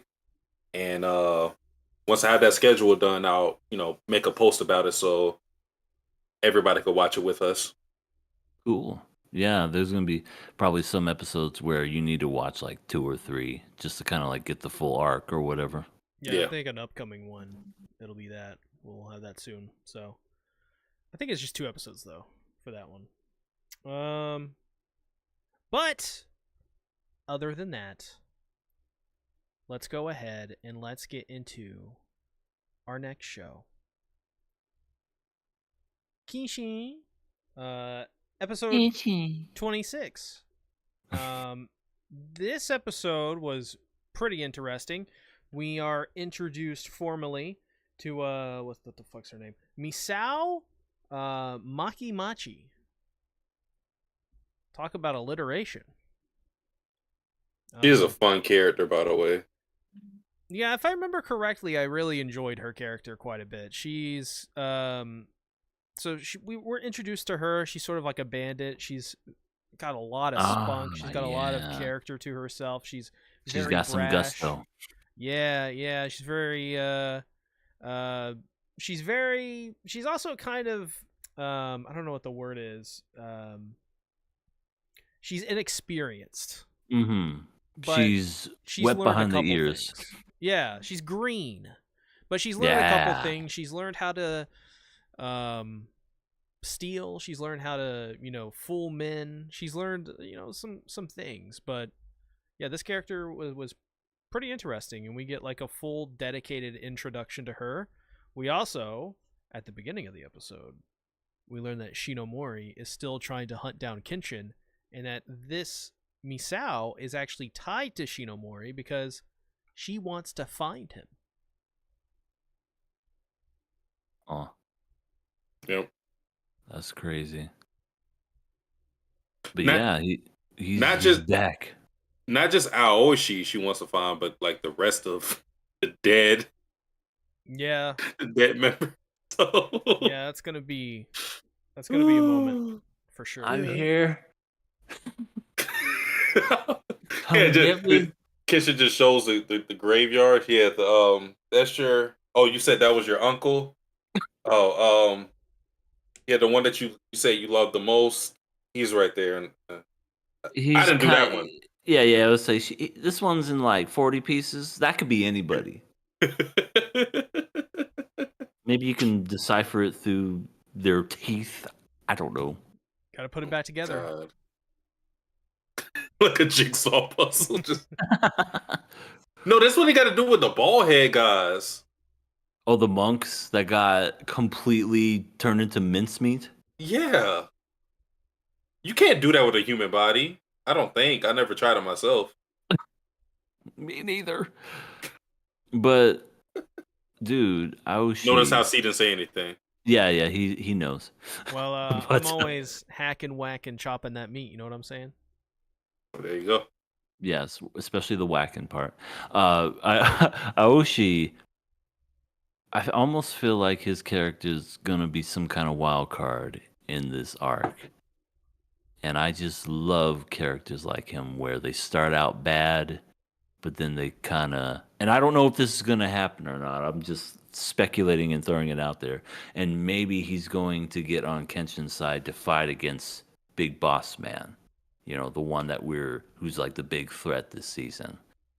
And it's going to be interesting to see if that's what happens, because I love that trope. I know it's a trope, but I feel like it's not really a used trope that isn't used quite a bit. They did it in Kill la Kill. They did it in Gurren Lagann. I love that trope. And I hope they do the same thing with Aoshi. Yeah. So yeah, with his whole character, obviously he's tunnel vision on Kenshin, but with how things are shaping up, with how Sakura tried to recruit him, with how Shishio tried to recruit him, he has two factions he could join. Either he joins Shishio and trying to kill Kenshin, or he tries to join Sakura and Kenshin himself to fight against Shishio. I think he's going to lean obviously towards Kenshin because he wants to be the one to kill Kenshin. Mm-hmm. And from what we know about Shishio is not above dirty tactics. So I don't think he's going to just if he were to join Shishio, I don't think Shishio would just be like, "Oh yeah, Sakura, you can fight Kenshin 1-on-1 in an honorable battle," because I think that's how Aoshi would want to win. A battle in which they are at their best and he proves he's better than Kenshin. Shishio's going to be like, he has a broken leg, kill him. Yeah, pretty much. So I think He's for gonna that, hangnail. yeah, destroy him. So like, I think for that reason, he's going to go up against the opposition. And then also too, Aoshi does have some morals. It's it's not the best, obviously, but he has some morals about him because even with the monks that he brutally slaughtered in this episode, he tried to give them chances at the chance, and they just were like, "We're bald, we're strong, shut up." We're bald, we're strong, shut up. Yeah, what was their names? It was the four monks of Abu. It was Mo, Larry, and Curly, and Shemp. It's just the Three Stooges plus one. Yep. Pretty much. Yeah, so like, he tried, because the reason you can see it too. The reason that why Oishi got mad wasn't because because he said like, oh, they tried to recruit him to the team Shishio, and he's like, oh, why doesn't Shishio see me himself? And they were like, "Arr, arr, arr, arr, arr." But the real reason he was mad was because they were desecrating the graves. They were like Yeah. eating at the grave sites and just like littering where his friends or the people he cherished, where he buried them at. So he was like, yo, okay, fuck everything else. Clean this up, and then maybe I'll spare you. And they were like, rah, rah, rah, rah, rah, rah, we're bald. And then, Ravel. yeah. Yeah, they had no chance. I knew these guys were gonna get owned. I just didn't know they were gonna turn into literal cube steak after what they had did. I'm like, well, I guess you are what you eat, because they were eating a bunch of food and they got literally turned into cube steak.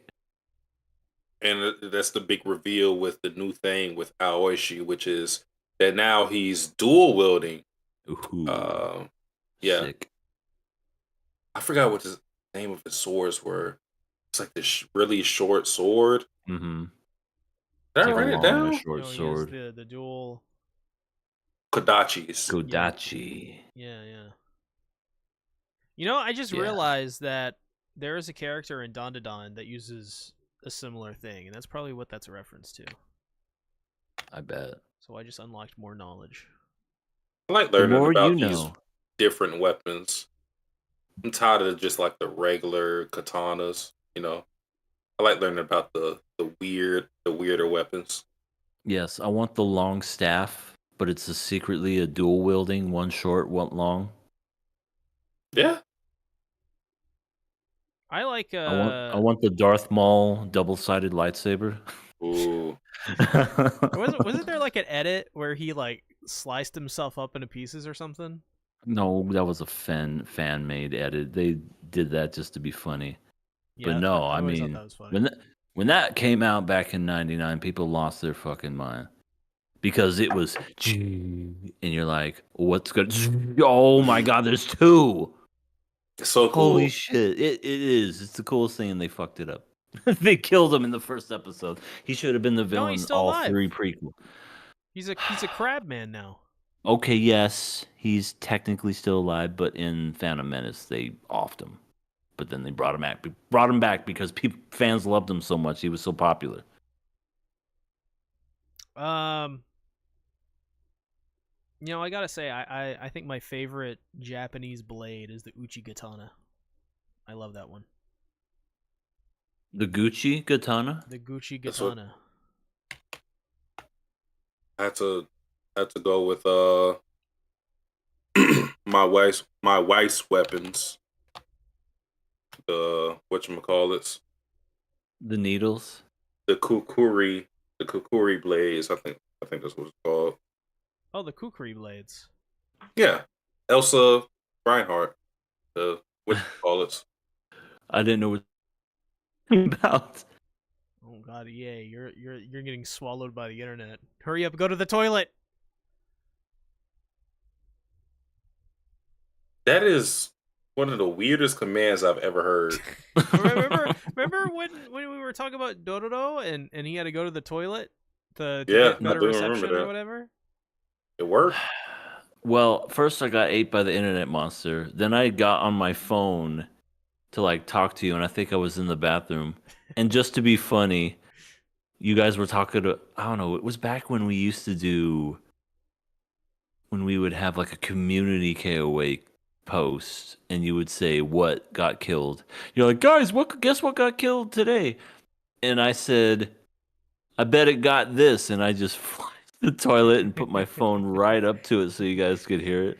And I just remember you going, was that a toilet? And Sasuke was like, I'm at a loss for words. I yearn for those days. The toilet days. Yeah, the toilet days. Yep. We yearn for the toilet. Instead of Midori days, we yearn for toilet days. Toilet days, Midori. We're gonna wake up with toilets on our hands. Seiji-kun, I flushed the toilet. But yeah, no, I think Shinomori is I cannot wait to see how he is involved with this arc, because he was pretty cool in the first season, but I think kind of lost a little bit for me in the shuffle of things. But oh my god, this seems like the perfect arc for him. Going to Kyoto and him just decimating all these monks. Oh my god, dude. Can we kill him? I want him dead. Well, are you? I mean, you can try. You didn't see what he did to my wife the first couple minutes? Oh yeah, he put his hands he put his hands on her. Well, all she And then needs the to crooked do, cop was like, they're just going to Kyoto. Come on. It's a big deal. all she needs to do is just pluck him with some morphine. That's not how it works. Wait. It's not morphine, is it? It's like opium. It's opium or morphine or maybe both. I don't know. I mean, they're both opiates, so. But yeah, he did put hands on your other wife, I guess. Yeah. I guess that's means for death. Well, you gotta get your son. You gotta get your son to kill him now. Where is Yahiko? Oh, well, Huh? I guess he's with Kaoru. Yeah, they're off to see the wizard. No, They're I following thought the we yellow were brick the road right now.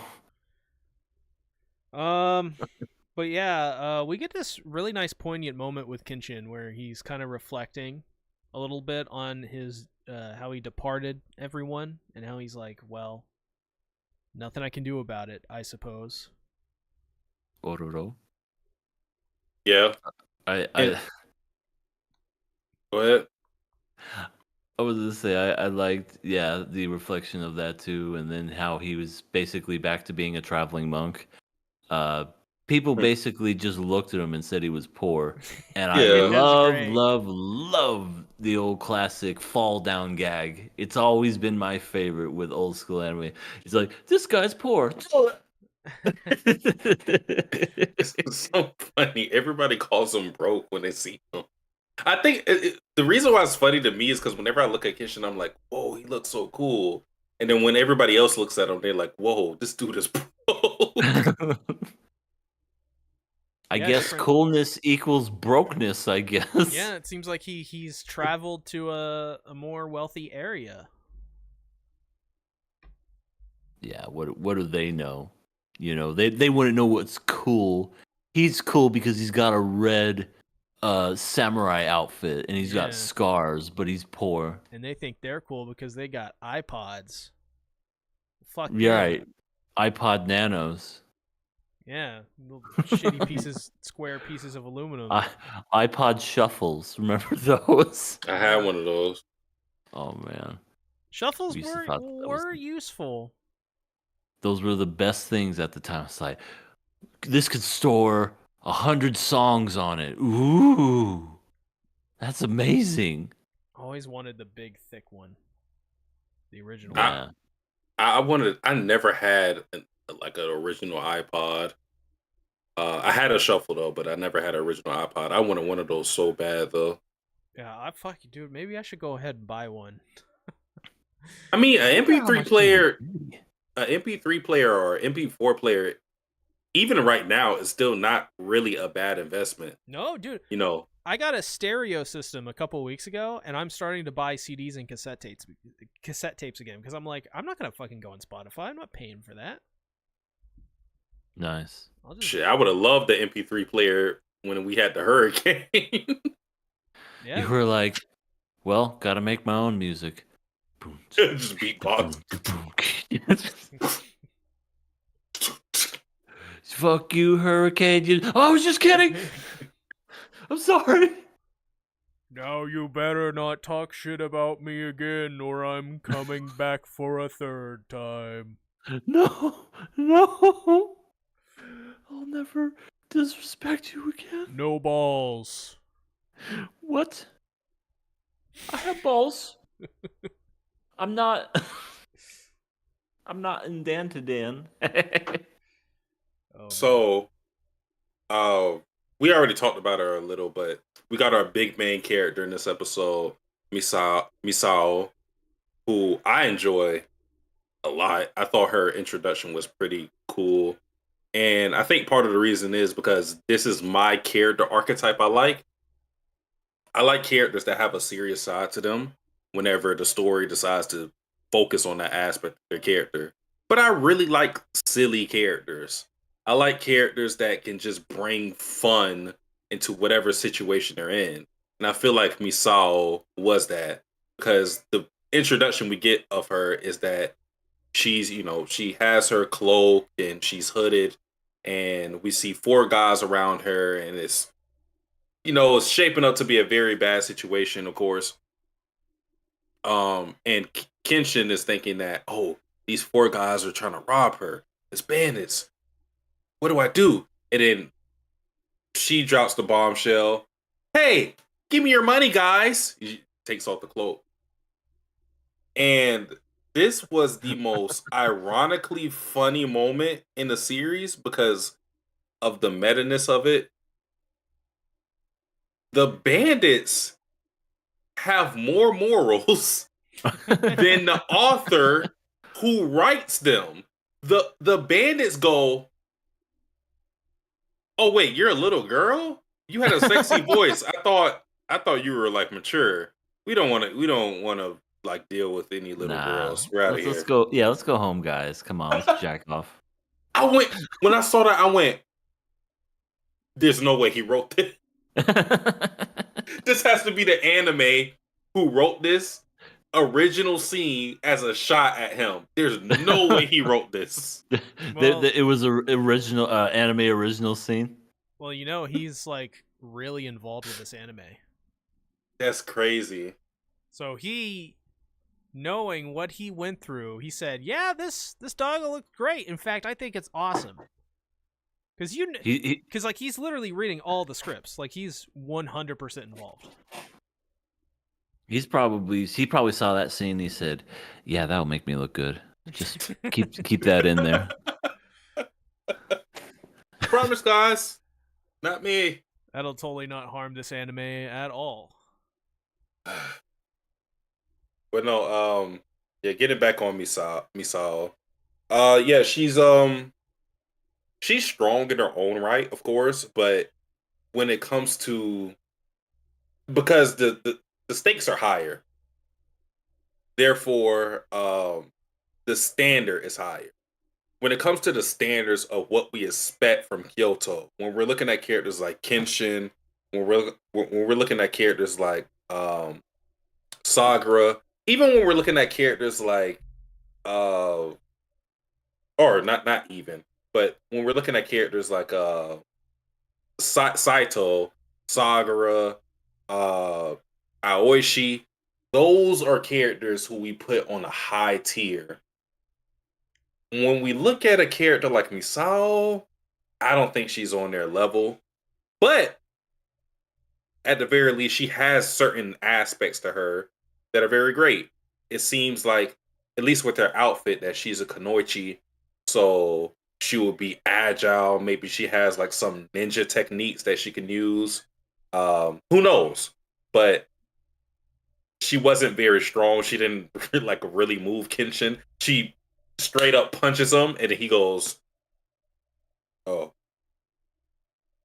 that was light." By the way, I have all of your money and your cloak. Oh yeah, he stole her money too. What? Hey, give that back! And then like, it was so childish. It was so funny. And then she like asked to get the sword in exchange, and he was like, "Don't pawn my sword. Fine, here's my money. Just take it."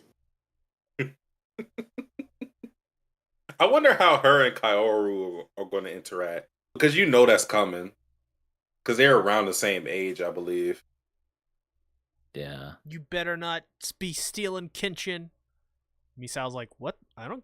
What? Look, I steal money. I don't be stealing money. You're like, you like him? This broke guy? You like this broke ass motherfucker? And he falls again. Ugh. Oh, there's a little spider on my wall. Kill it. Oh, Aw, it's what? cute. Oh, Pet it. kill it. I think. What is it? Kill Is it. it a Black Widow? No, it's black. I think, Kill it. or like brownish. Getting a Sasuke phone just call. wants you to kill it. Kill it. Uh, Oh, the alarm was going off. yeah, it's my phone alarm. BRB. Well, yeah, Misao, interesting character. Um, Dude. so the bandits that she beat up Yeah. came back to, they brought the rest of the group, like Mhm. 30 different members or whatever. We're And gonna they're like, jump you. All yeah. 30 men for one girl. And then Kenshin just breaks okay. Kenshin breaks the bridge to, subdue them and whatever. And I'm a weird person, so I sometimes I don't think about the moment itself. I think about things in a more realistic manner sometimes. When Kenshin broke that bridge, I went, bro, now they're not going to be able to like transport their goods from city to city. I went, why did you do that? I mean, he did say that he didn't have time for this. He said, nobody ain't got time for that. And he just turned everything into little cubes. Everything's a cube in this episode. And yeah, like just Misao was like, oh, you actually play good. With her eyes spinning and everything. Again, another classic thing I love in old school anime is just the circle eyes when they're like dizzy or knocked out or whatever. Yeah, with the Tweety bird in the background. Right. The sound effect, the whew, whew, whew, whew. But yeah, that was. I do agree with you that's that's pretty messed up because it's like, look, we just wanted to get her. Now we won't be able to put anything in this fucking town. What the fuck? Now they won't be able to get like any goods. Like they can't bring wheat into the town anymore because you broke the bridge. Yeah, they they're screwed. But I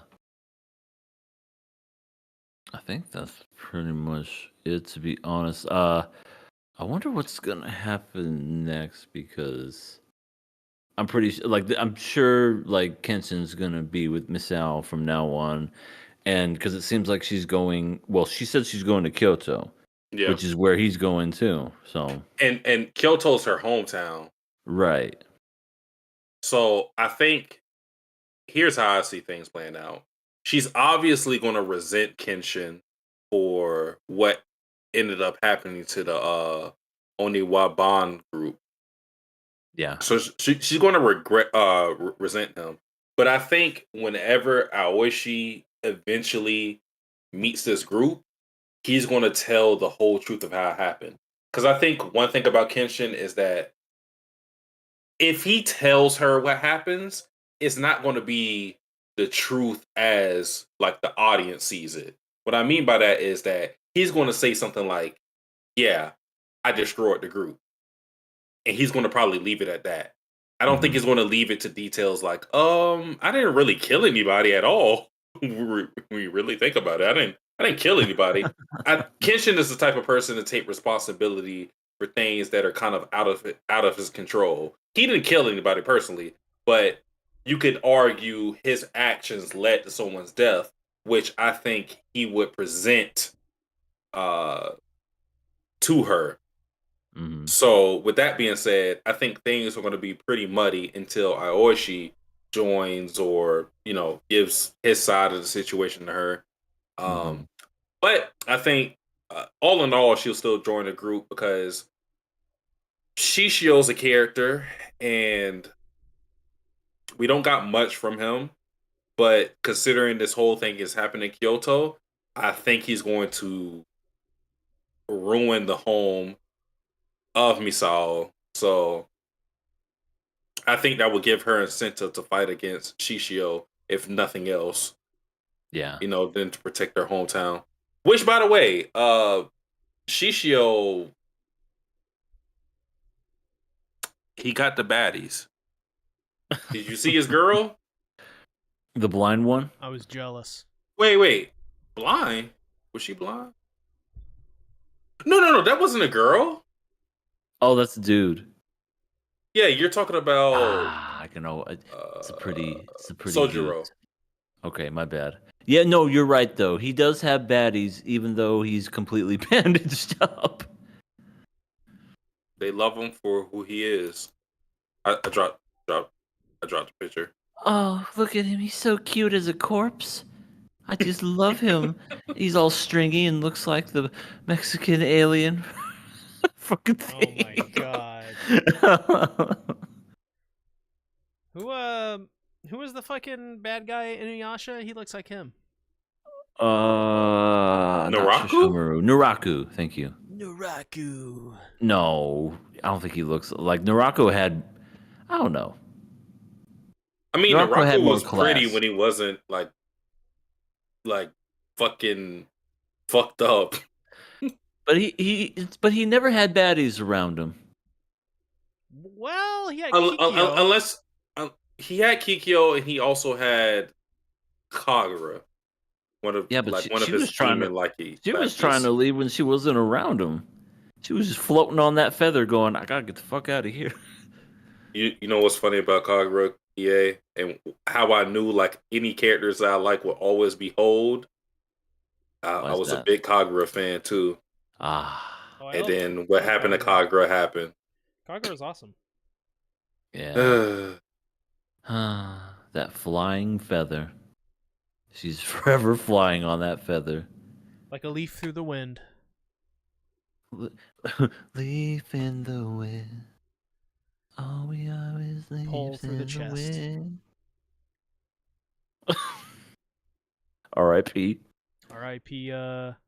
Pirate dodgeball guy. Also Tucker from Tucker and Dale versus the Evil.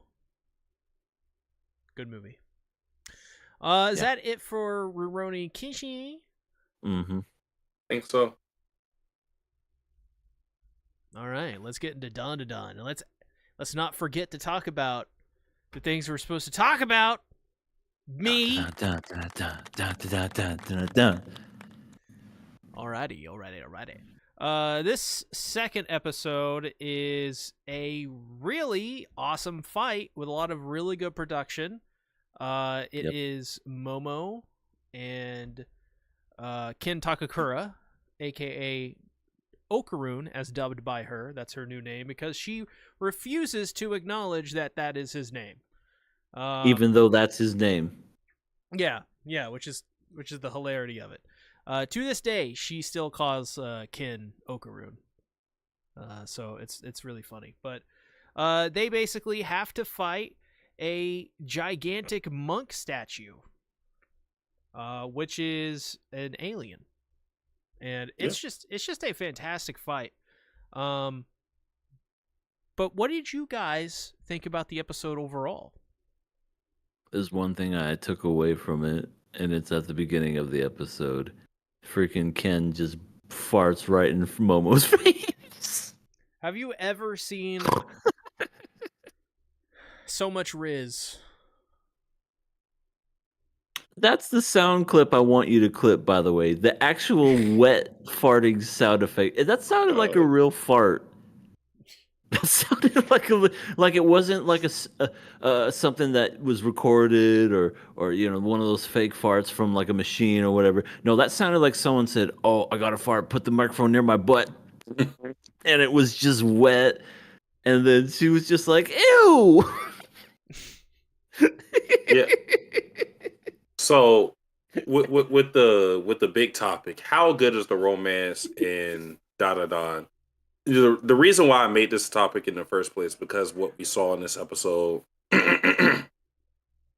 I think that this series does a very good job of banter between these two, and coming from a romance junkie, someone who's consumed the romance genre more than any other genre of anything else in media, banter is always good because it shows, to me at least, it shows the security in a relationship. And these two are able to kind of go at each other's throats without it coming back on them as like a big deal or they're still rough around the edges because this is episode 2 and they're still getting acquainted with each other. But Mhm. there's Okaroon is able to kind of be free with himself. He doesn't talk this way with anybody else uh, at all. He isn't able to have a lengthy conversation with anybody else other than Momo from what we've seen. But again, that shows you the security in their relationship that he's able to insult and bicker with her so much. So at least from that aspect, I don't know how good the romance is when you look at the series in its totality, but I think it with this episode alone, I think it shows you the potential for it because it does one thing that I think some romance series kind of shy away from, which is the kind of banter aspect of a relationship. Sounds Comedy funny. is comedy is a good aspect of romance. Comedy is good. I mean, it's a relationship.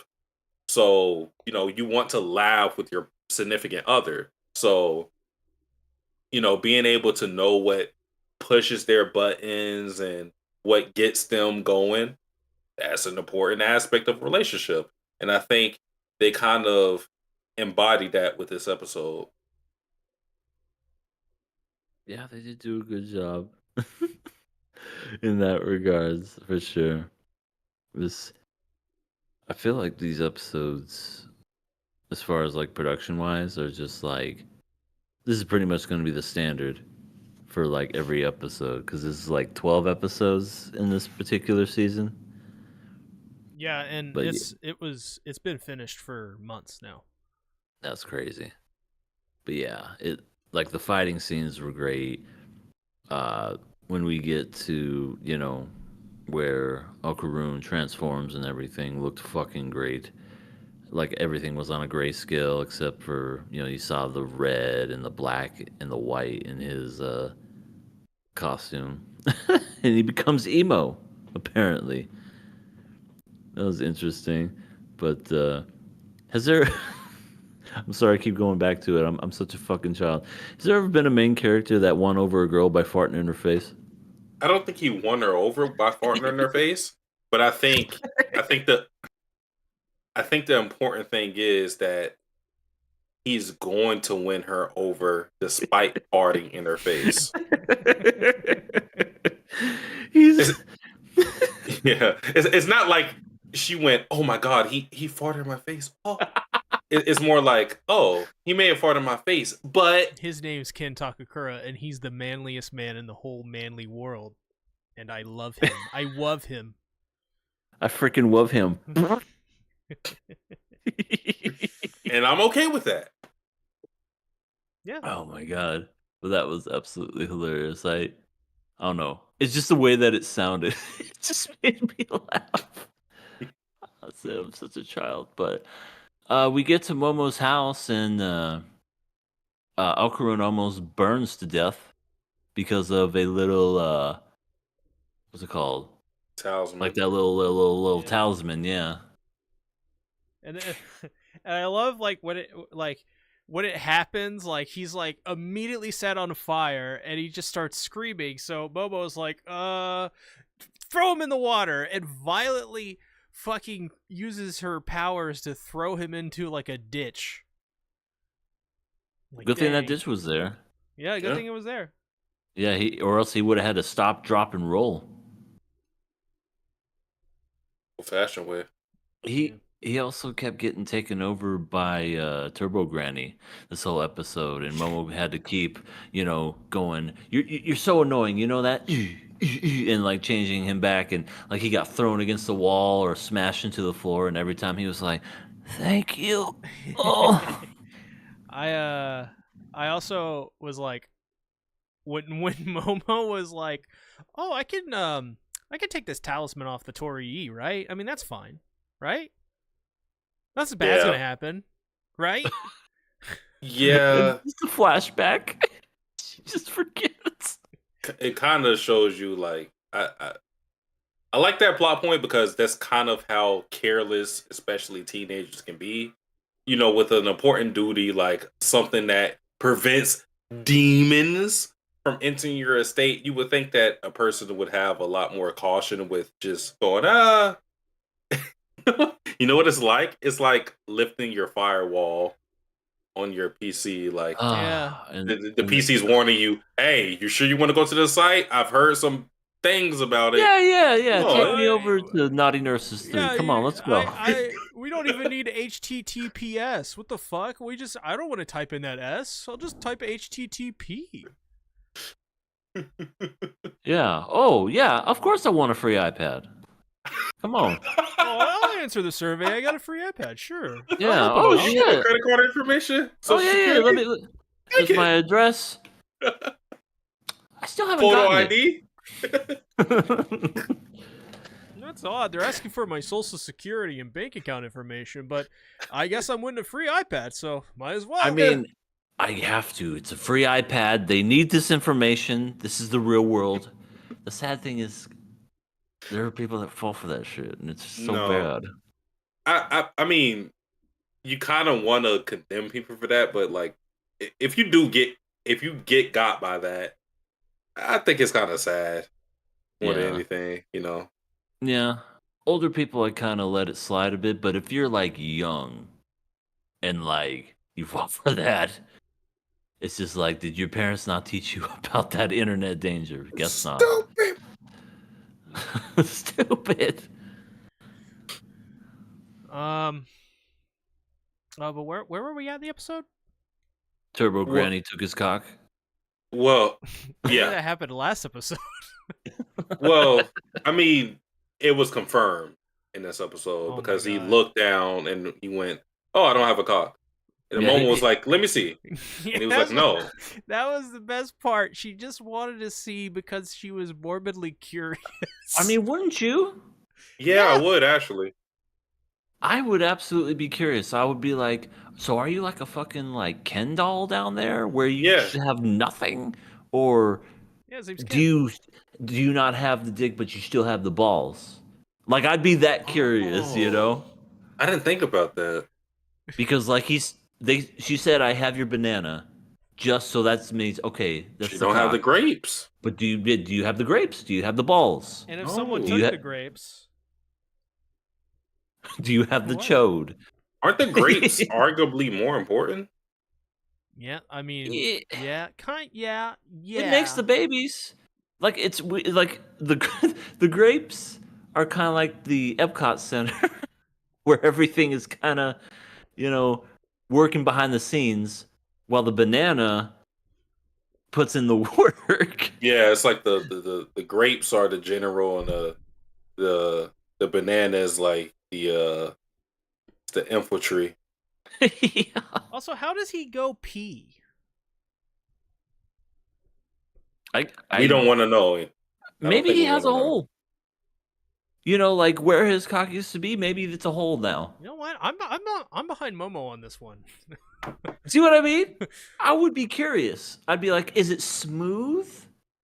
Like it's everything, or is there like a hole where your cock used to be? Yeah, does she like take the pubic hair too?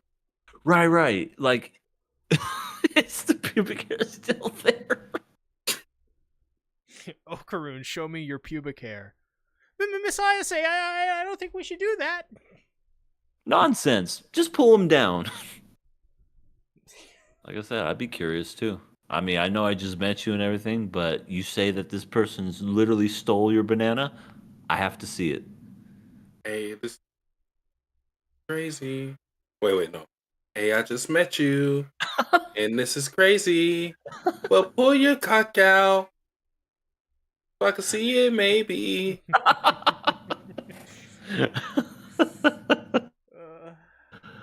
Oh shit, that is hilarious. If you guys got your junk eaten by a very fast grandmother, what would your reactions be?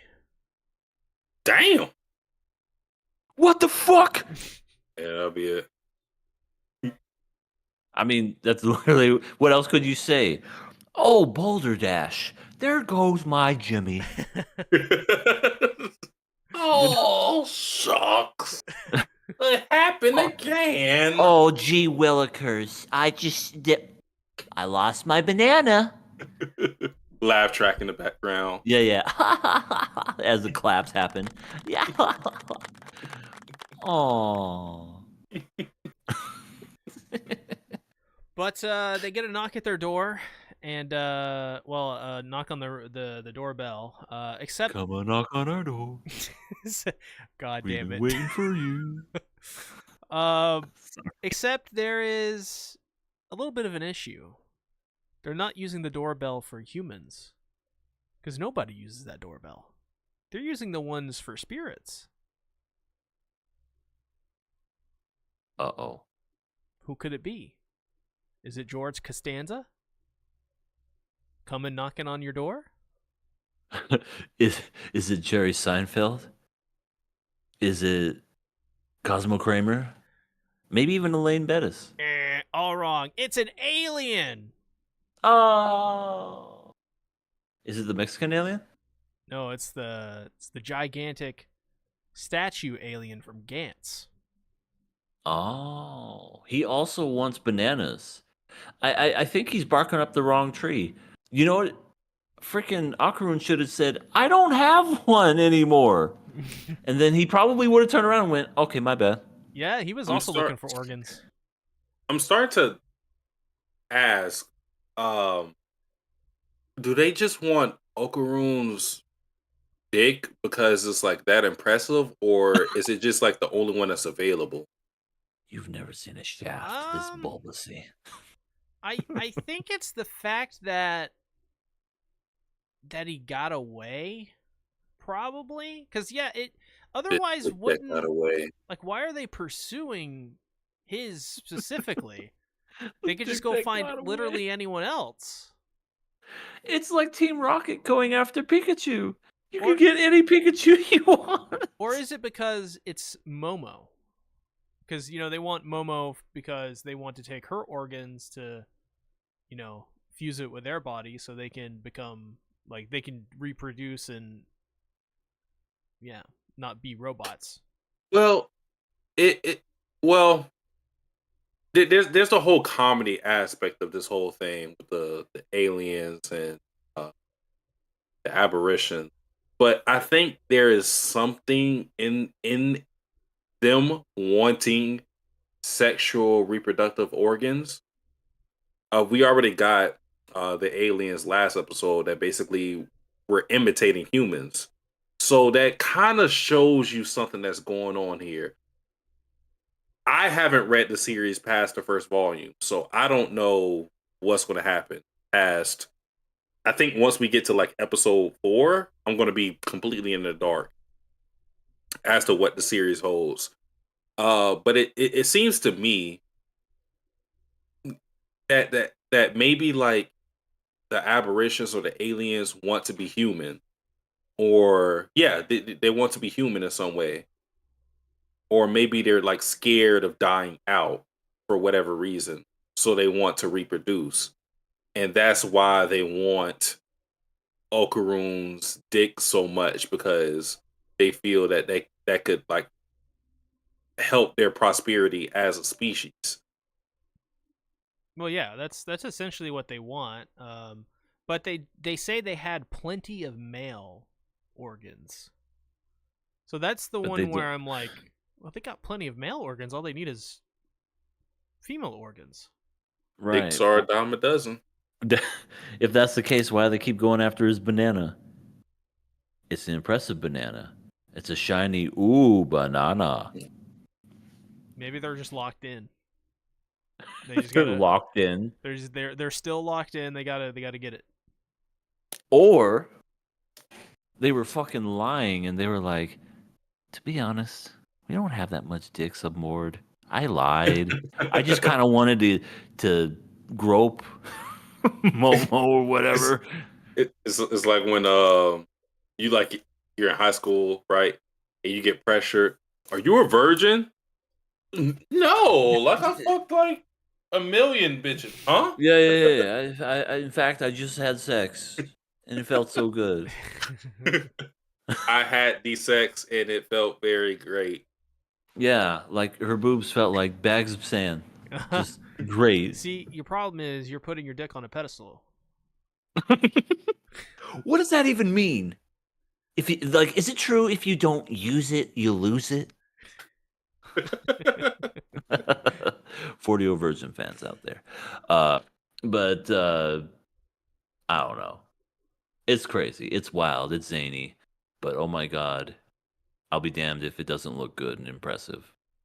Because I guess Turbo Granny takes over, but Okaroon finds a way to kind of control it in a way, and thus becomes, I'm guessing, gonna be his like superpower alter ego type thing.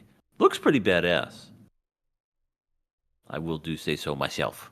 Yeah, Well- he's very fast in that form. That's Zoom. credit to Momo because she's able to like compartmentalize releasing the curse when it comes to his physical body, but still holding it down when it came to his mind. So, the consciousness is still Okaroon, but the Right. physical body is Turbo Granny. So, and Mhm. she wasn't sure she could do it, but she was able to do it for us. Yeah, and he's very emo. All he is Yeah, is he's depressed, depressed. and he's like, "Oh, I'm so depressed. Oh, I'm gonna kill him." And he took out his hands and took out his leg, but apparently it broke his body because no human's supposed to move that fast. Ah! Yeah, he got destroyed. Yeah, I really liked how they adapted this. In my opinion, the fact it went all black and white was just That was cool. so cool. I was very impressed. I also like how they figure out how to beat it too, because it's a How is track she himself. not dead? Yeah, She that's what I literally always got pounded wondered. to a pulp. I think it's her Literally no powers. broken bones. It makes you think. Well, maybe Makes you think. either it was really weak. It's like Kenshin, when the girl, yeah, that was very weak. If we open up the statue and we find Misao, we know the issue. It's either that or it's because of her spirit powers awakening in the last episode. That gives her some sort of boost. Gusto. Yeah. Yeah, and they just, she kept getting beat to the fact where it just kind of like caved in past the pillar, and then that was how she was able to like stick it back on there, and then yep, Yeah, it was so everything cool. was good after that. Oh, Yeah, I loved it when she was like, she's basically like, Okaroon, let me handle this shit. I got this. Fuck this guy. I'm gonna fuck I him hate up. cheaters. No balls. And then and then she just gets She- pummeled. Oras. she said no balls, and Okaron's like, hey, You talk about me? I resent that. I mean, fair, true. But and then she like pulls him over to her and then slaps the talisman back on the Torii. I thought that was such a great moment. It was cool. Yep, and now she seemed to have exhausted all of her power, and now she fainted. And Yep. now that's kind of where we're left off. She's And gonna I'm get assuming eaten. we're by This- what? That'll be the Turbo least Granny. of her worries. Oh no, that's right. He That'll be was least of her changing. worries. Like, imagine a grandma coming home to her home fucked up like that. Yeah. Yeah, we have yet to see the grandma, right? She's I'm We looking have. forward to We seeing. saw her some in the flashbacks. Like for like a split second. By the way, she's voiced by in the English dub by Saber's VA. Oh, I bet you love that. Of course. You're like, we got Seba, we got G MILF, we got my cock out. Listen, I'm ready.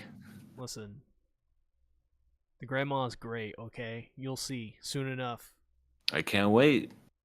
She's gonna be dubbed the hottest grandma in all of anime. And she'll earn it.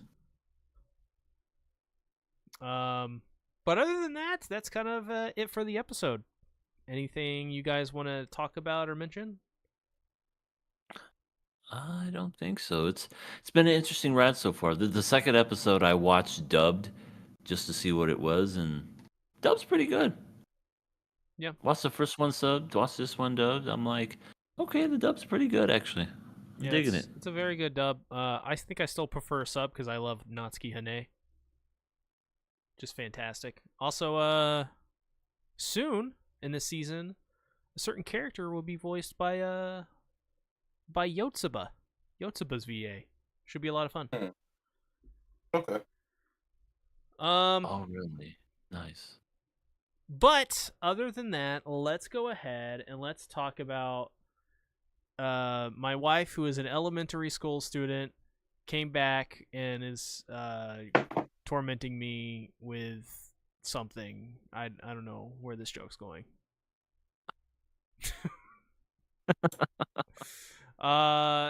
This episode basically pretty much they go to the fireworks and they're kind of introducing to this plot this new girl from Nijima's work. Niijima? Is it Niijima or is it Niijima? Because there's the two eyes. I'll just say Nijima. Wait. Unless what were I'm you talking wrong. about? The main guy, What are you talking or is it is like Niijima? Oh yeah. I call him Keisuke or Keisuke. Yeah. Well, and they're also celebrating Mai's birthday. Mai finds a dude, or not finds a dude, but has to basically train a dude. And this What? dude is, she's kind of like, kind of seems to be a little bit into him, but she's more focused on in this episode about her teaching skills, which are lacking. Which in her mom reminds her like, hey, you're being too stiff, dumbass. Fuck you. You didn't say that last part. Yet. No. If anything, she'd say Baka, but only to her husband. Yeah, it's true. She's a tsundere only to her husband, for some reason. And by the end, the family kind of make this pledge, and they write it down in paper that they are, married and they're a family. Just to remind them, and kind of say that, hey, even after all of this time, even after what we went through in this episode, we are still a family, and elementary wife, I still love you. Not me, I didn't say that. He said that. No, you said that just now. Well, I mean, I had to say that in quotation. You see. So yeah, it was a really.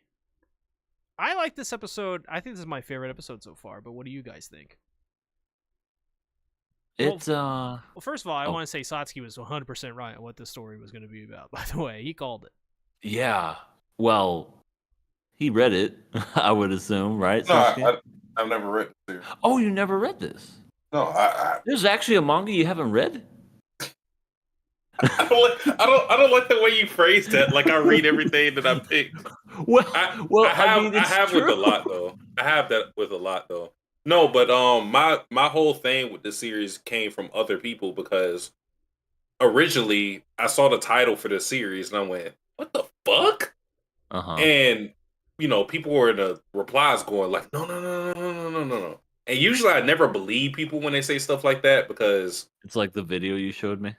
Basically, yeah. No. Actually, the wife is a metaphor for. No, shut up. But I was like actually looking at some of the replies, and because of the reasonings they were giving me, I went, okay, I'll give it a try. And I'm new to the series. I don't know what the hell is going to go on. Okay. Read this. The only reason I say that is because we were new to a bunch of series, but then you decided to pick up the manga later on. Demon Slayer for one, traitor.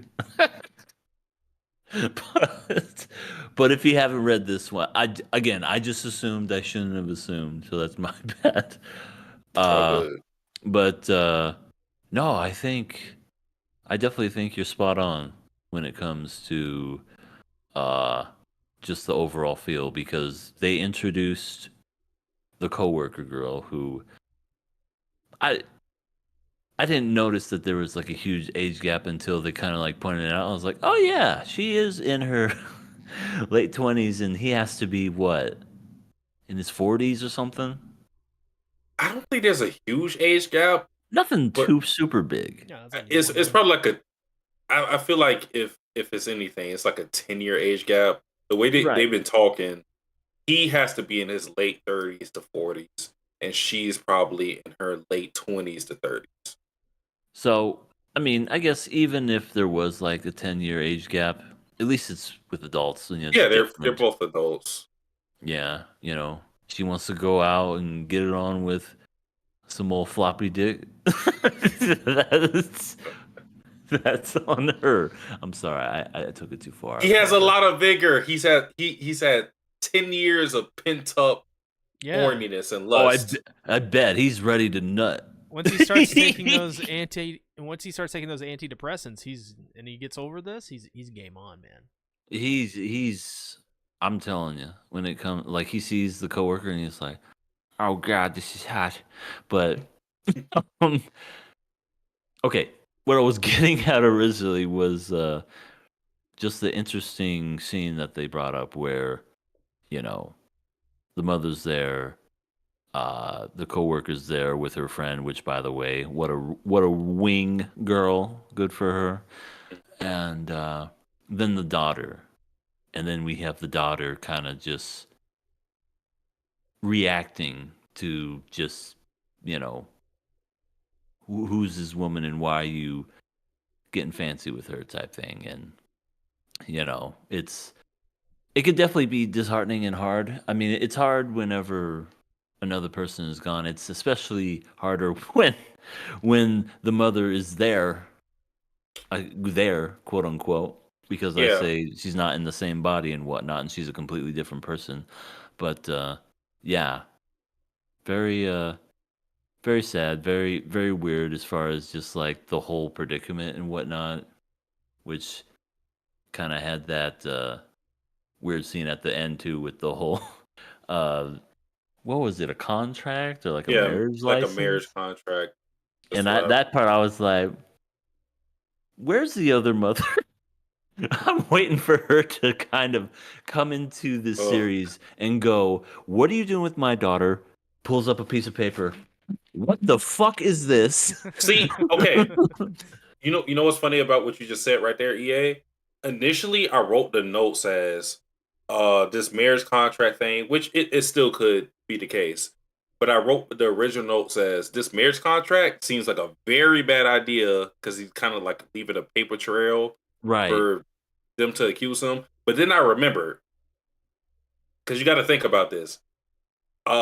Takaye doesn't have the same name now that she did as Keisuke's wife or as Mai's mother. She has a completely different name. So unless the mother is able to unveil the alias that she uses as Takaye, that marriage contract wouldn't even really mean anything to anybody else. True, because you're right, because that wouldn't even be her name, and even if the mother found that out, it's not like she would like put two and two together. She would just be like, why is she hanging around? More importantly, she would just be more worried about why is my daughter hanging out with this family. Yeah. That would be kind of like the big red flag right there, where you're just like, I don't understand what is happening. I'm just curious to see what her role in the story is going to be, because we found out the role in episode 2, but I look at this episode as more of the calm before the storm, because everything's happy, everything sunshine and rainbows. We're gonna get a cat fight. Yeah, between OL and crazy mom. Yes. You think it's gonna be a cat fight? Speaking of cat, wasn't there a fat cat in this episode? There was. No, wait. No, it wasn't in this episode. Oh, no, shit. It was It was in NegaPosi. NegaPosi. Yep. Shit! I thought that was my moment to shine. We just love talking about fat cats on the podcast. Fat cats are adorable. Yeah, they are. But yeah, that's what I got from this particular episode. Just very calm, like I said, calm, happy-go-lucky, calm before the storm. I was very worried about this episode when it came to the halfway point when uh when Keisuke had his moment with Moria where he catches her and then Mai sees that and she's like, "Oh." When I saw that initially, I went, "Oh my god, here we go! Some stupid bullshit drama that they got to conjure up to make the series interesting." And then it actually unfolded. And while I still don't really like I don't really like the how it developed in that way, how I should say how it started. I think everything that came after it was so great because um the reason why Mai reacts the way she does is because she is so scared of somebody else basically replacing her mother. And it means so much more because her mother is, back. I think things would be completely different if her mother would have stayed dead and, she just saw her dad with another woman and he was potentially trying to get remarried or whatever it may be. you know, the connotation is my mother is still here. Why are you, basically in her eyes, it's almost like you're cheating on my mom Right. when she sees that scene. And we know from Keisuke that's not the case. He doesn't even really see Moria as a romantic interest. He just sees her as a friend. It's kind of But dumb. yeah, he's very dense in that regard. Very surprising. But yeah, she sees it that way. And what I love about it is that because I was going to go with the whole point like you're an adult. Even if you saw it this way, you should understand blah blah blah blah blah. And then the episode kind of alleviates that thought by saying she never really grew from who she was back then. She never accepted her mother's death. Therefore, she when it comes to whenever her mom is put back in the picture, she kind of thinks of things still as a kid. And they talked about how when she died, talking about Takaye, when she died, it's like time stopped for them. And I think that's why the purpose of the show is for Takaye to basically give them the tools to survive because they still, even now, things are, positive and uplifting and whatnot. They still rely on her ultimately for everything that they do. It's like she is their pillar. And it's very heartwarming and, to see her be put back in that role. But at some point, you gotta be able to fend for yourself. Yeah. You gotta be able to move on. Like at some point, Keisuke, I know he said what he said in this episode about still loving his wife after 10 years. And I'm not saying that's, of course, if you were in a committed relationship for that amount of time, you had a kid together, of course you still love your wife. But that doesn't mean you can't find room in your heart to love someone else. I don't think that means time stops for you and you can't get intimate with anybody else or anything of the sort. And he's kind of in that mindset where he can't move on because part of the reason is because his wife is in front of him now. So I think at some point, Mai and Keisuke, despite loving their wife, mother, they have to move on. Yeah. Yeah, I definitely think that's it. I feel like this series is telling that story in a unique way because, when we lose our loved ones, they're gone. They're not going to come back as a child. At least I haven't experienced anything like that or Yeah. know of stuff like that. But this is anime, so it's kind of that unique medium where we can tell it that way. But I think ultimately the story is going to be told as far as moving on and letting go, and I definitely feel like that's what this series is entailing. And there's going to be some heartbreak towards the end. I definitely feel like there's going to be some tears, whether it be by the husband or even the mother, but Or me. or you, or me, or C. I But ripped out my tear ducts. Damn it. no, your tear ducts are there. I see them on the screen. Well, Oh I mean, yeah. are those what you think they are? I Or is think it so. something more sinister? I don't like where you're going with this at all. What else could they be? Moving He's on. not saying anything. What? Sir, you're gonna have to explain yourself. You know, I really like this aspect. Especially, I like it when, because I feel Just like flat out ignored us.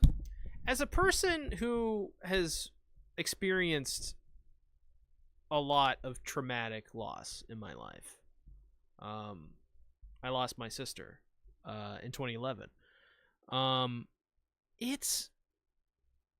It does like feel that way, where when something new comes into your life, and in this instance for her it was another woman, but it can apply to really most people who go through loss. When something new comes into your life, you almost don't want to accept it because you think moving on from it will mean you forget those people. Yeah, absolutely. And that's something that I've experienced when I was much younger, but I've learned to cope with it. So, and I've experienced pretty much a lot of things like this show is at, like the whole time standing still thing. Like, in many ways, my family is still trying to figure a lot of that stuff out and move on from it. So it's a very touchy subject, and it's hard to convey. But I personally think this episode, at least from my point of view, I think did it decently well on like just a psychological perspective. So I really appreciated that, and I appreciated the maturity of handling it that way. Because you know, she's like, hey, like in the world of, in the view of society right now, they view your father as single. So, you know, I just like the way they kind of went about all of it. And I think as well, there was a point later on in this episode where it's like everyone views us as weird, and I thought that was kind of funny as well, because that's what I think about this show. This show is so fucking weird. I can never help myself from just thinking it's weird while I'm watching it. I'm like, this is so weird. No, it is. It definitely is. I think that's anime in a nutshell, though. Everything has that weird and wackiness to it. It's so weird, but it doesn't. Again, it doesn't have the creep factor that some other shows. Yeah. It doesn't Thank have this God. premise have, Thank which God. it's so crazy because not that I want to see this or I'm expecting to see it, but like this series has been pretty good about like it. What I love about it is it pokes fun at its own premise, because like whenever Moria sees Keisuke and Takaye together, she's like, what's the connection between you two? You say your daughter was Uncle. older, so she's like, what the fuck? And, very quickly, Takaye says that that's her uncle and whatnot, because obviously it would be very specific, suspicious if this unrelated little girl had a relationship with this grown ass man. So she comes up with the cover story immediately, and this dumbass is about to tell her, "Hey, this is actually my wife." I noticed that too. I was like, dude, you're so fucking stupid. What do you think she would say the second that she saw that? She would go, No. All you're gonna hear is beep beep beep. oh, yeah. 911? Yeah, there's a guy here claiming that this 10-year-old girl is his fucking wife. You what? No, that you're right though, but fucking and did you notice how she even kind of like changed her voice to make her sound like younger too? She was Yeah. just Yeah. like, I'm 10 a years kid. old. This is Yep. my uncle. Yeah. I can feed all by myself thanks to him. Yeah, so like the show is very self aware about what it is, and it has comedy like that to where it's like, yeah, this is what the premise is, but we're not going to go down that route. What the story is actually about is, at least in my opinion, about moving on from grief. I think that's like the ultimate point, because even when you look at it from ignoring the whole thing with Keisuke and the Najima family, even when you look at Takaye's reincarnated family, her mother, and some of the things that they shown, she has divorced, and because she divorced, it seems like she's very miserable. So I think at some point in time, we're going to focus on that relationship and that story, and talk about the trauma that comes with that, with a broken family, the ramifications of that. Because we got two broken families. We got a broken family that came upon death. We got a broken family that came upon divorce. And I think both of those stories are very important. And I think eventually we're going to talk about Takaya's family and how that divorce affected everything. Because, I mean, that's a story that a lot of people can relate to. Yeah.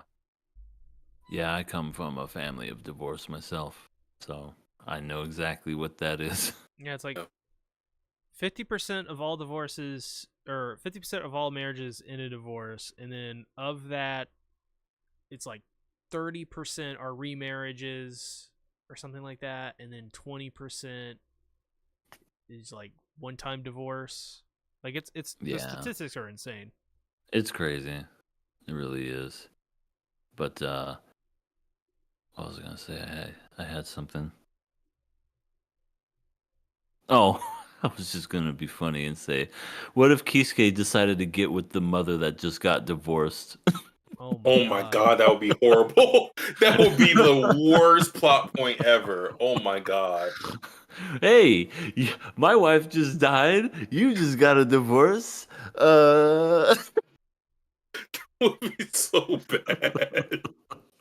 The office would lady is be just awful. like, "What the fuck? I was here this entire time, Yeah. and you picked her." I was just up got next. cucked. It was the cuckening. Oh my god. Oh But my yeah. yeah, but no, this I'm it's so wholesome so far. I'm waiting for it to turn into a powder keg and just explode. I it just kind of has that feel to it. I'm just waiting for that to happen. That's and someone's not gonna going to happen. Oh, It's gonna happen. I think it's gonna happen. Whether it's the next episode or episode after that, it's a ticking time bomb at this point. You Yeah. know, it's a false sense of security. That's what I feel for right now. Kaya's mom is definitely going to raise hell whenever the time demands it. Which I understand that it's to move the plot and everything and whatnot, but why is she not keeping tabs on her daughter?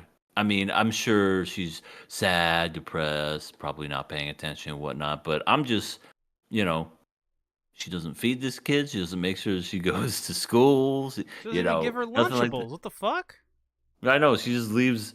Well, the only mention of her this episode was that she kind of like left a sticky note and left $10 and said, "Hey, order you a pizza," or something like that.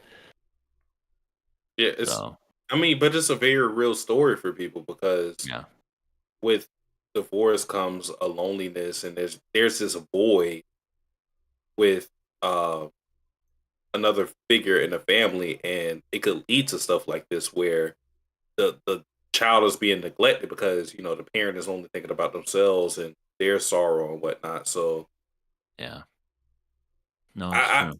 I feel like this is going to be so important whenever we start to uncover that, because a lot of the anime and manga I read don't really cover this topic specifically when it comes to like remarriage and the ramifications of divorce and stuff like that. This is kind of foreign to me when it comes to Yeah. Yeah, it's always it. about new love and if it would work out. How about broken up love or love what used to be? I Yeah, want more of that. How about people who can't love anymore? Or that too. And so they changed their name to Dr. Questlove. And they join a band called The Roots. Yeah. Or they call Oh, themselves Dr. Strangelove and they ride a bomb. and fucking die. Shit. But Killer Pass? I will say I'm passing it. I will be back. I got to use the bathroom. Okay. Someone Yeah. dropped some money. I am passing this. This is a really good show. It's just really weird. And outside of Yeah. that weirdness, it is really thoughtful, thought provoking, and really like level headed in a lot of its approach so far. Yeah. Yeah, very interesting. I didn't know what to think of the series at the beginning, especially with the name like that. I was just kind of like, well, Sasuke's gonna break the curse. His recommendations and whatnot. But no, I've been really like captivated by it, just like going, huh, this is interesting how they're approaching it. So I'm gonna pass it as well. Went I'm in looking forward to seeing expecting what they do. to get arrested, left enlightened. Yep. It's like, oh, this is my back to this is my wife. I It's mean, Ko this is Benny. my niece. No, stop screaming. This is my daughter. Okay, nothing to what I say fixes the situation. I'm back. Welcome right. back. You're So just in time. did you guys pass or get an episode? Depending we on your passed answer, it. I may like. Never mind. I passed it. Yeah, I Okay. passed it too. Okay. I was saying this is one of those. I didn't, based off the name, I didn't know if this was going to make or break Sasuke just because of the recommendation, the title of the name itself. But so far, it's intriguing to me. Well, let's go ahead and let's talk about NegaPosi Engele, aka the show with the most luckiest character alive. I really like this show. It feels like, I don't know. It feels refreshing from everything else we're watching. And It's like, very chill. yeah, it's not. I don't think the show is any. It's weird because if I were to give this show a rating, it'd probably give like a one score above a show that we watched previously, which is Nokotan. But I don't know. I feel more comfortable with the show because it just. I don't know. It does something for me. It intrigues me with the fishing aspect of it, with like giving me knowledge on certain things. Um, who was it? Carp. Carp apparently said like some of these things weren't accurate.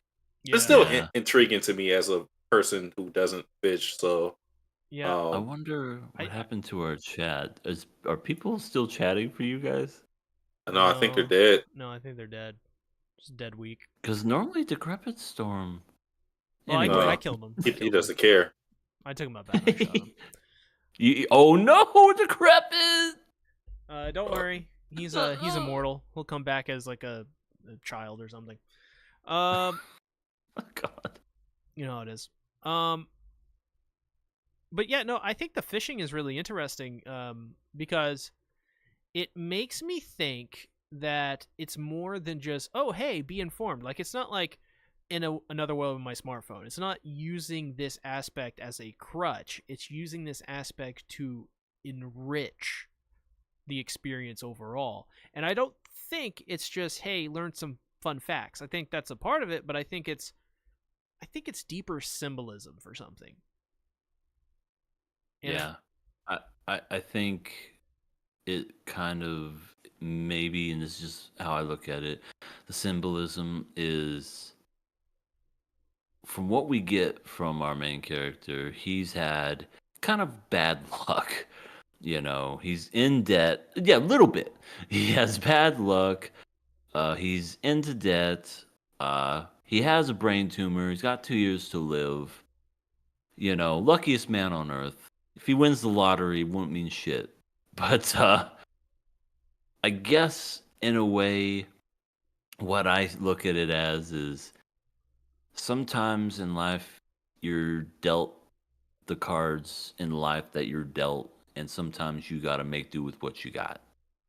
And I think you look for the fun things in life, and he was very negative, obviously, and that set that set Hannah off when it came to that. So I think that kind of like pushed him out to get out of his comfort zone and really just do something that he's never done before and see how he felt about it. And in this case, he liked it and he had fun. And I think I think that's kind of what the theme is so far, unless they completely change the whole feel of the show later on. But as of right now, I think that's what I feel personally. You know what's funny that you say that is because when you say the theme of the show, another show that we watched comes to mind given that theme, and that show is Zom 100. Mm-hmm. Yeah. Because you could think of the theme the same basically. Your time is finite, have fun as much as you can, knowing that, with that in mind, knowing that your deadline is near, have as much fun as you can. Same premise as Zom 100 in a sense, Right. but I think Zom 100 was very clumsy with this approach, Yeah. and it kind of, it kind of dropped the ball in a lot of instances.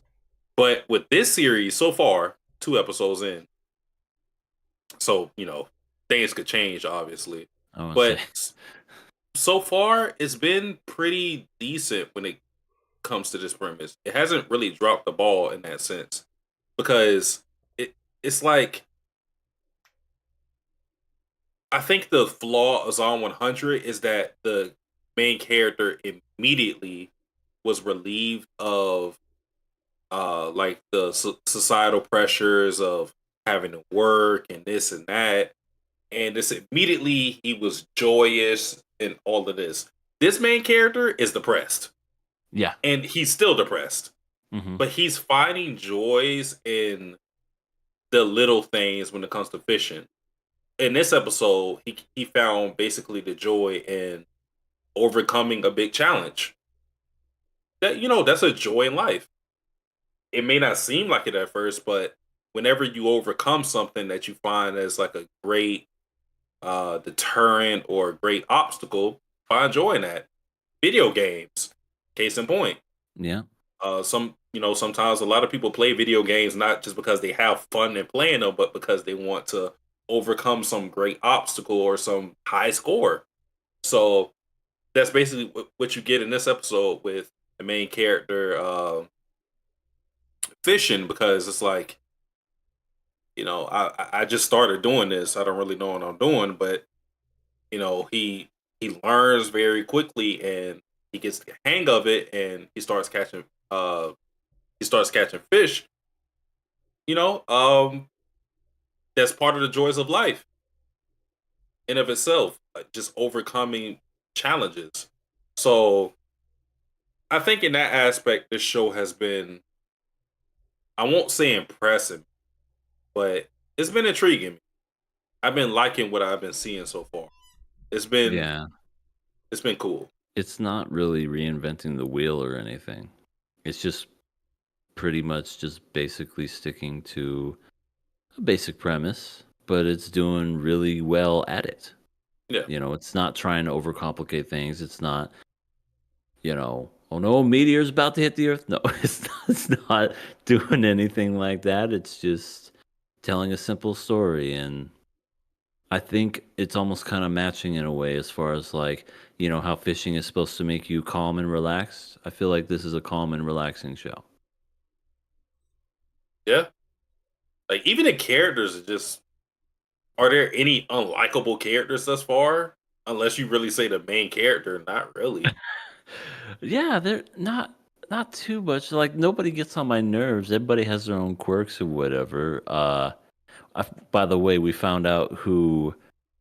What did you call her? See, Huh? Amazon or Brazilian, Brazilian Hatsune Hatsune Miku. Her name is Ice. Oh, Ice. Yeah, she's Thai. Yeah, she was speaking another language, and I was like, oh, she's she's from another country. Okay, And I love her. by where the is way. she from? Is it wait what? Thailand. She's from Thailand. Yeah. Oh well, she at least speaks the language. I don't know if she's from there. Okay. But, yeah. I got you. So I could be from Thailand. Interesting. She is best girl, without a doubt. Without a doubt. Yeah, What? who else is best girl in the show? Well, obviously it has to be. I mean, because it's pushing it so fucking hard, it has to be fish head or Huh. fish hair. Yeah. Dude, her hair It ha- is. I don't know what the fuck. That scene where she like bends over on the chair or whatever, and you see her hair, and I'm like, is that a tongue or what is it? Is it a legion? I like. Does she know it's there? Like, is it a Leave tumor? her hair alone. It's sentient. Her hair is like the well. Speaking of anime we haven't discussed yet, it's like the fucking Uzumaki here, except not as crazy. Feed me. I don't have any more. Feed me. Seymour, please. I don't have any more for the hair. More. Yeah. I loved at the beginning. I think we gotta just say it right off the bat. First of all, it wasn't we found out it was that knocked over his house. It was rezoning, Yeah. and for some reason they only knocked on his door once. They didn't send him an email, they didn't send him something in the mail. They didn't call him and leave him a voicemail. They just knocked once and said, "Later." If your house gets knocked over, who cares? To be fair, they could have did that. Based on his nonchalant attitude towards them trying to contact him, I think he ignored everything. Okay. I literally think that he did not care, like what message he, because it was people he never seen before that he just assumed, oh, they're loan sharks. So Right. that leads me to think that if he saw an email, they're trying to get my free trial. You know what I mean? Also, do we live in a world where if you're late on a payment, some people come knocking at your door, or do they call you? Because I haven't seen any loan sharks for a late payment. Not yet, anyway. They ain't getting my student loans. No, I'm kidding. Be late on those appointments one more week, EA. You'll see. Oh, okay. They'll All of a send you, sudden, the like no joke, I robobus. get a knock this week. I'll be like, the fuck? That was even me. Joe Biden's at the door. I took it back. Oh, no. I'd be scared to hell Joe Biden knocked on my door. I know. I'd be like, what? Aren't you supposed to be running the country? Why are you knocking on my door? I want to see some of your ice cream. I don't have any ice cream, Joe. Just I see leave. it. Moose tracks. I want it. I'm shutting the door now. Shut up. Let me in. I'm the president. Don't make me invoke the Alien Seditious Act on you, you piece of shit. Give me your ice cream. I said I don't have any ice cream or moose tracks. I want your moose tracks. I know you got it. What the fuck are moose tracks? It's the tracks with the moose make in Canada in the snow. I'm shutting the door now. You can't shut the door. I'm the president. Oh yes, I can. Oh, my Oh, really? Talk to me. Go Talk on, to shut me the through door. the ring. Try. See what happens. Yeah, do it. Slam. I'm still here. I'm outside. I ain't answering the door. Well, technically you are. It's just you've closed the door. It's made contact with you harder. What? Yeah, we're still talking. Why are you harder? No. I haven't gotten hard in 30 years. Oh, I believe it. It's probably Listen. been longer than that. Don't make me whisper. Please don't. I want to say, don't whisper in my ear, Biden, please. Open the door. It's me, Joe Biden. Wife and the kids, we're going out the back door, and we're never living in this house again. Can I come too? Fuck you. You're staying here, and if you Got any orange I'll sherbet? run you over with the car. Got any Orange ice cream sherbet is very cones? good, by the way. Ooh, orange sherbet is delicious. Yeah. In fact, you know what, Joe? Yeah. Let's go for some orange sherbet. That's what I've been trying to get you to do for the past 5 minutes, but you wouldn't You do said it. something about moose tracks. You What want the to do fuck it now, is- huh? You want to go have ice cream now? Oh, Okay, so you're gonna go be have ice passive cream aggressive. with Fuck the you then. president. You know what? I ain't look buying at you me, shit. Look how cool I am. No, you're gone. You're done. Look how cool I am. Oh my god. It's our best skit ever. Yeah, we're getting sued by Joe Biden, by the way, y'all. See y'all. And I swear, if I get a knock on the door and it's some guy that looks like I'm like, it's your fucking fault, guys. Anyways, negative positive angler. Yes, back Yeah. to the. What were we even talking about? Oh yeah, we're Joe talking about collector. Hana. Oh yeah, that too. But Yeah. no, yeah, I really like Hana because whenever heroes talked about not liking fishing, because the funny part was he was trying not to get the job, which this shows you the depths of his depression. He's being presented with this golden opportunity. Oh, you could live with me. Oh, I'll give you a job. And he's thinking to himself, I only got 2 years to live. What I need a job for? So he's trying to bomb the whole interview by saying, I don't like fishing. I hate it. It smells. It stinks. Yeah. And he gets a job anyways. But I like little stuff like that where even in the comedy, there's a concerted effort to illustrate the character writing, because even though that was like a really funny moment, that goes to show you like how depressed this dude is, that he's being gifted all these opportunities and this and that, and he doesn't even want to take it because he's seeing himself as unworthy, or what the fuck is the point? That's basically his mindset. What the fuck is the point? Only got 2 years to live. So yeah. But he gets a job and they're like, oh, you don't like fishing? Great for us, now I can fish. And you can just watch over the shop.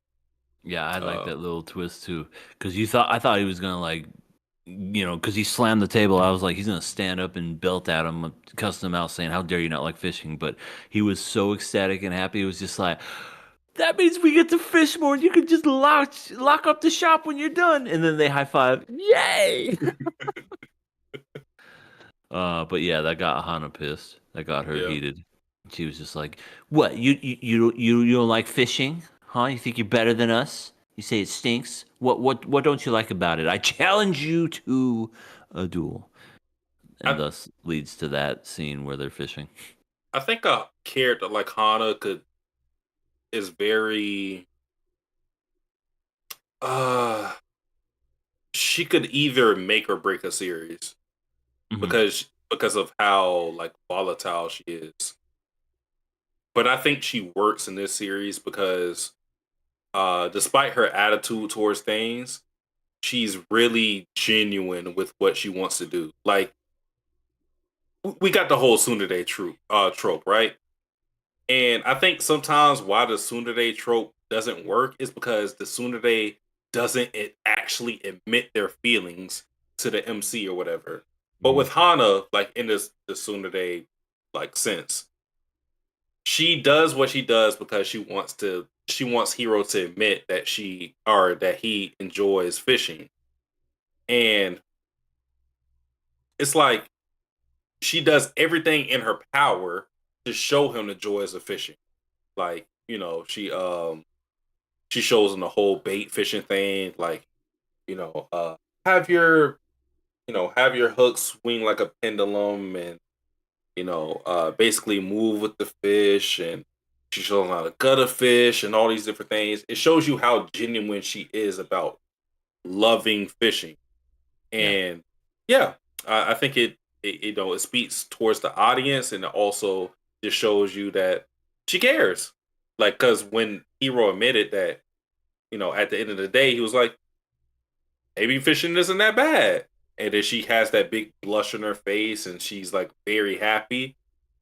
Having the character be that genuine, despite their standoffish attitude, speaks volumes for the audience. So I think even if she's kind of controversial in a sense, she's pretty cool. I like how it showed the two other characters gutting the fish because, our main character never was gutting any kind of fish before. He never took it upon himself to do anything. He's like, "Oh, I'm supposed to gut it." He's like, "Yeah, look at them," and it just looks like something out of like a horror flick. It just cutting them up like nothing. Yeah, you look on one side, it's like, oh, flower. You look on the other side, it's the fucking Terrifier 3. Oh god, the Terrifier 3. That's coming out later this year, right? Oh, I don't know. Or is it already out? It may be already out. I did not watch 2 because I watched the first one and I went, I'm not watching any more of this. Not because I thought it was bad, but because I don't do well with gore. It's a lot of gore. Yeah, I was like, I'm not watching any more of this series. Yeah, I can only imagine that they probably have even more in the sequel and probably even more in the third one. Yeah. I find it interesting how if during cooler weather there's a recreational pool, they then fill it with fish so that people can swim in it.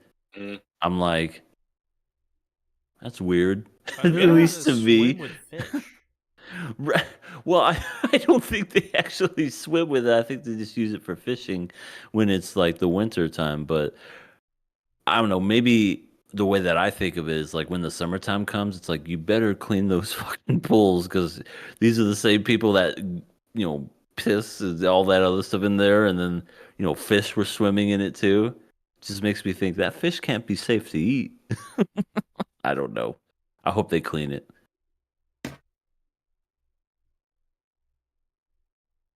Oh, damn. We're zooming in Natsuki. I thought you were about to like say something to me like, no, you don't like fishing? I just realized, I was like, wait, my camera's way farther out. Oh, yes. And then we get towards the end where, everybody had a good time. Everything seemed great. It looks like they were like in a parking lot and they were fixing to leave. And then, boom, it looks like there was some schoolmates that Hiro knows from college. I haven't seen you in a while. And, oh, sorry. Am I still good? No, you're good. Yeah, you're fine. Okay, that's weird. I thought I cut out for a second. But yeah, they were just like, dude, we haven't seen you in a while. You okay? And he just had like a knot in his stomach and he felt, right here, social anxiety. And he just was like, I gotta go, guys. Because he had his new friends and then he had his old friends and they're both giving him the guilty looking eyes. And it's just like, God, too many eyes on me. I'm leaving. Yeah. I hate being in that position where you're left there defenseless. You're just like, I don't know what to say. I'm going. They just run away. Yeah. I think that really shows you that he has a lot of unfounded trauma when it comes to school specifically, because he already talked about how his parents paid for his tuition, which I Mm. think is going to be his own thing. Because I feel like I can relate to this experience a lot because I dropped out of college. Uh, my Mm. parents didn't pay for any tuition because I went Mm. to a community college. Same. So, yeah. I actually have my community college card like right next to me because I fished it out. Was that a pun? It was a pun. Maybe I'm a genius. You are. But This no, is why you went to community. but no, yeah, I went to community college and I could understand kind of the trauma that comes with that. Not, not to this degree, obviously. I wasn't running away panicking at, any thought of somebody who attended the same college as me. But it's the whole idea of this thing being probably, from what I can see, probably something he never wanted to do in the first place. It was probably something that after he finished college, his parents pushed him into because it was like, what are you doing with your life? And he went like, and he went to he went to college and he didn't make any social connections because he didn't want to be there in the first place. So he already had a standoffish attitude when it came to it, and he probably, shit. For all I know, his parents still think he's going to college. For Mhm. all I know, and that may be the big plot point. Maybe that's why he's so scared of his college friends seeing him, because it's like, my parents are still paying for tuition, not knowing that I don't even attend college anymore. I wonder if he even told his parents that he has a tumor. No, no way he did. No way. Yeah, I'm a because tumor, I'm a tumor, I'm you. a tumor. I'm a tumor. Because as a parent myself, I'd be pissed if I found out that I was paying tuition and my child wasn't going. But I would reel back and I would hold back if I found out, Dad, I found out I had a tumor in my brain. Shit. Okay. Revoke. All hate, whatever. But I don't know. Something tells me just to move the plot and everything, he's not going to tell his parents, and their parents are going to be mad, and it's going to be a misunderstanding. And I don't know. I just want him to just flat out say, Dad, I'm dying, or Mom, I'm dying, just to just say, shit, well, what are we going to do from here? I think he's gonna have that moment with the group instead. Yeah. I don't think it's gonna be. I don't think the parents are gonna be in the show. And the reason is, well, one, it's probably not. This is probably not gonna be 20-something episodes. But if you noticed in this episode, he said that he's not gonna be around to the pink hair guy, and he just kind of brushed him off like, don't say stuff like that. So I think that was his way of like saying that, but I don't think the full message got across, and I think eventually it's going to come to light. Like, he's going to say it again, and it's going to like land this time, and we're going to get the whole thing of like you with the You what? we're going to get one of those. And they're all going to be really mad at him and be like, yo, go to the doctor, you dumbass. Get the treatment, asshole. And he's Yeah. gonna do it. And Yeah. it's gonna be fine. I think that's going to be a big plot point because it'll show like the trust that he has in people in general to kind of place the burden that he feels upon other people, because that's the whole big plot point with him right now. They were basically calling him a stray cat throughout the whole episode, and he doesn't want to tell anybody about his issues and whatnot. But I mean, these people are like saints almost. I'm not going to lie. Yeah. So I feel like these are people he could confide in. So it's His up to found him. family. Pretty much. I mean, if you're going to get a found family, this is a pretty great found family. They're Yeah. all pretty nice. Yeah. I don't think, and I think we talked about this last episode, where there's not a single person going, I don't know, guys, I hate this. We don't like new people, because there always has to be that guy in every fucking thing where they're negative Nancy. They're just like, I don't know. Nobody's like that so far, unless Baldy is that guy. Hey, What? he's great. We don't talk about Baldy. He's awesome. We love him. We love him here at the Sea Tactics. He's gonna have his own fucking arc and episode in one episode. I hope so. He was in the Yeah, opening. sick. Did you see him in the opening? That was fucking awesome. Yeah, ice fishing or fishing while it was cold anyway. Yeah. He he's had great. the jacket and everything. He's like, yeah, I'm fishing. But yeah, I think I think that You- I think his issue isn't the fact he has cancer. I think his issue is the fact he neglects himself. Oh, yeah, for sure. Yeah. I was actually gonna throw that out there. I don't know if I did already, but I'll do it one more time.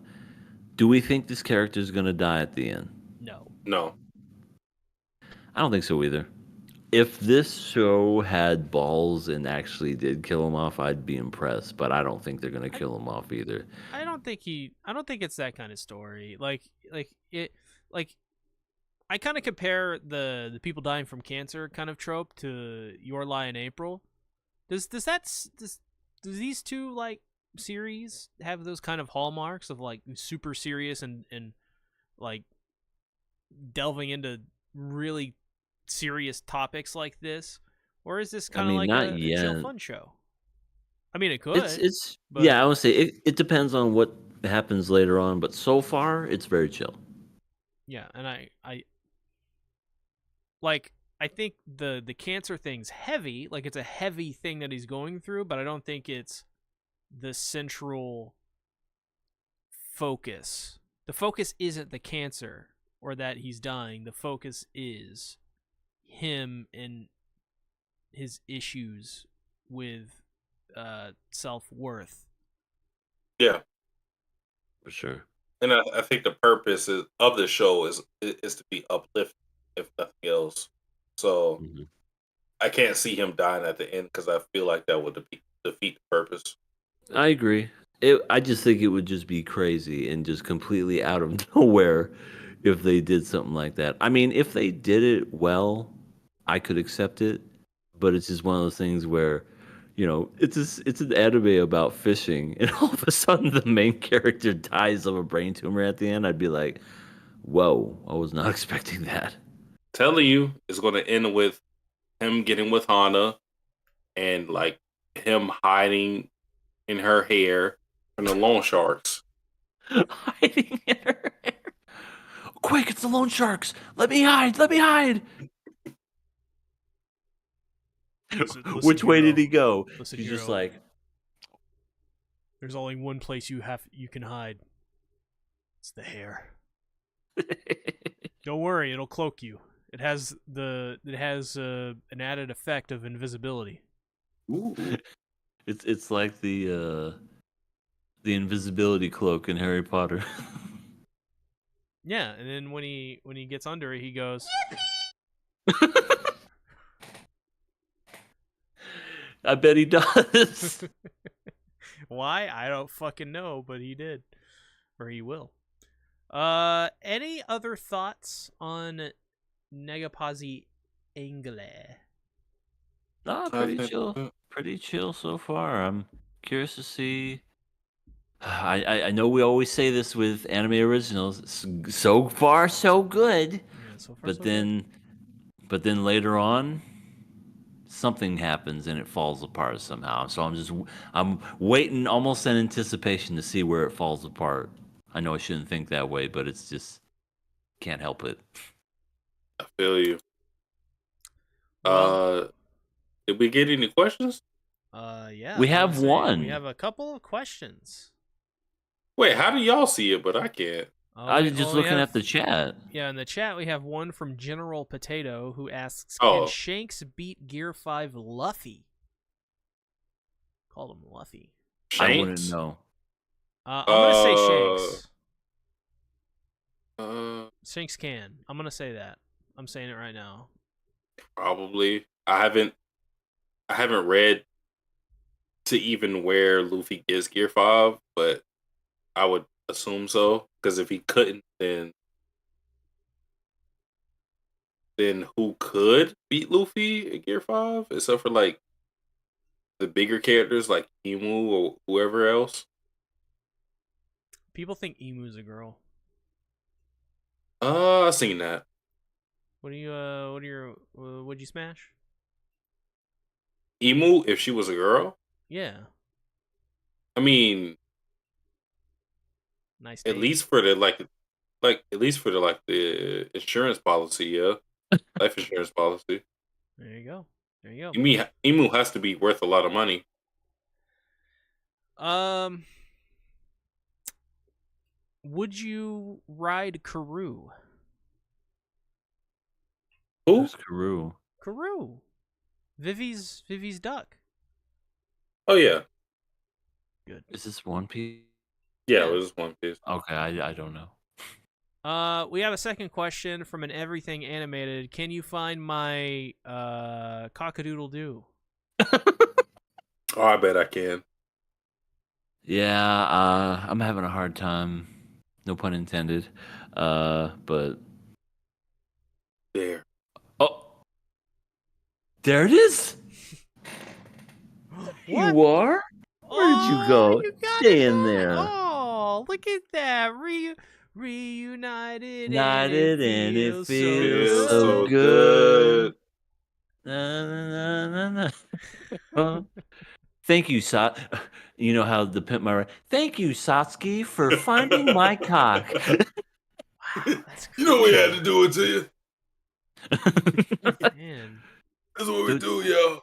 Did you see that one I suggested where it was a literal base that was like 5 foot and they just stuffed it in the dude's car and they called it a pimped out? Send that to me again because Yeah, I'll send it to you. In fact, maybe I'll find it and like stream it after the podcast. Okay. Well, speaking of That'll work. sending things to people. Yes, sir. Wait Oh, till okay. EA, where can they find you? You can find me at my channel, everything and mated. Oh, excuse me. Sorry, I didn't think it was gonna be that loud. Channel, pretty much a lot of nothing, but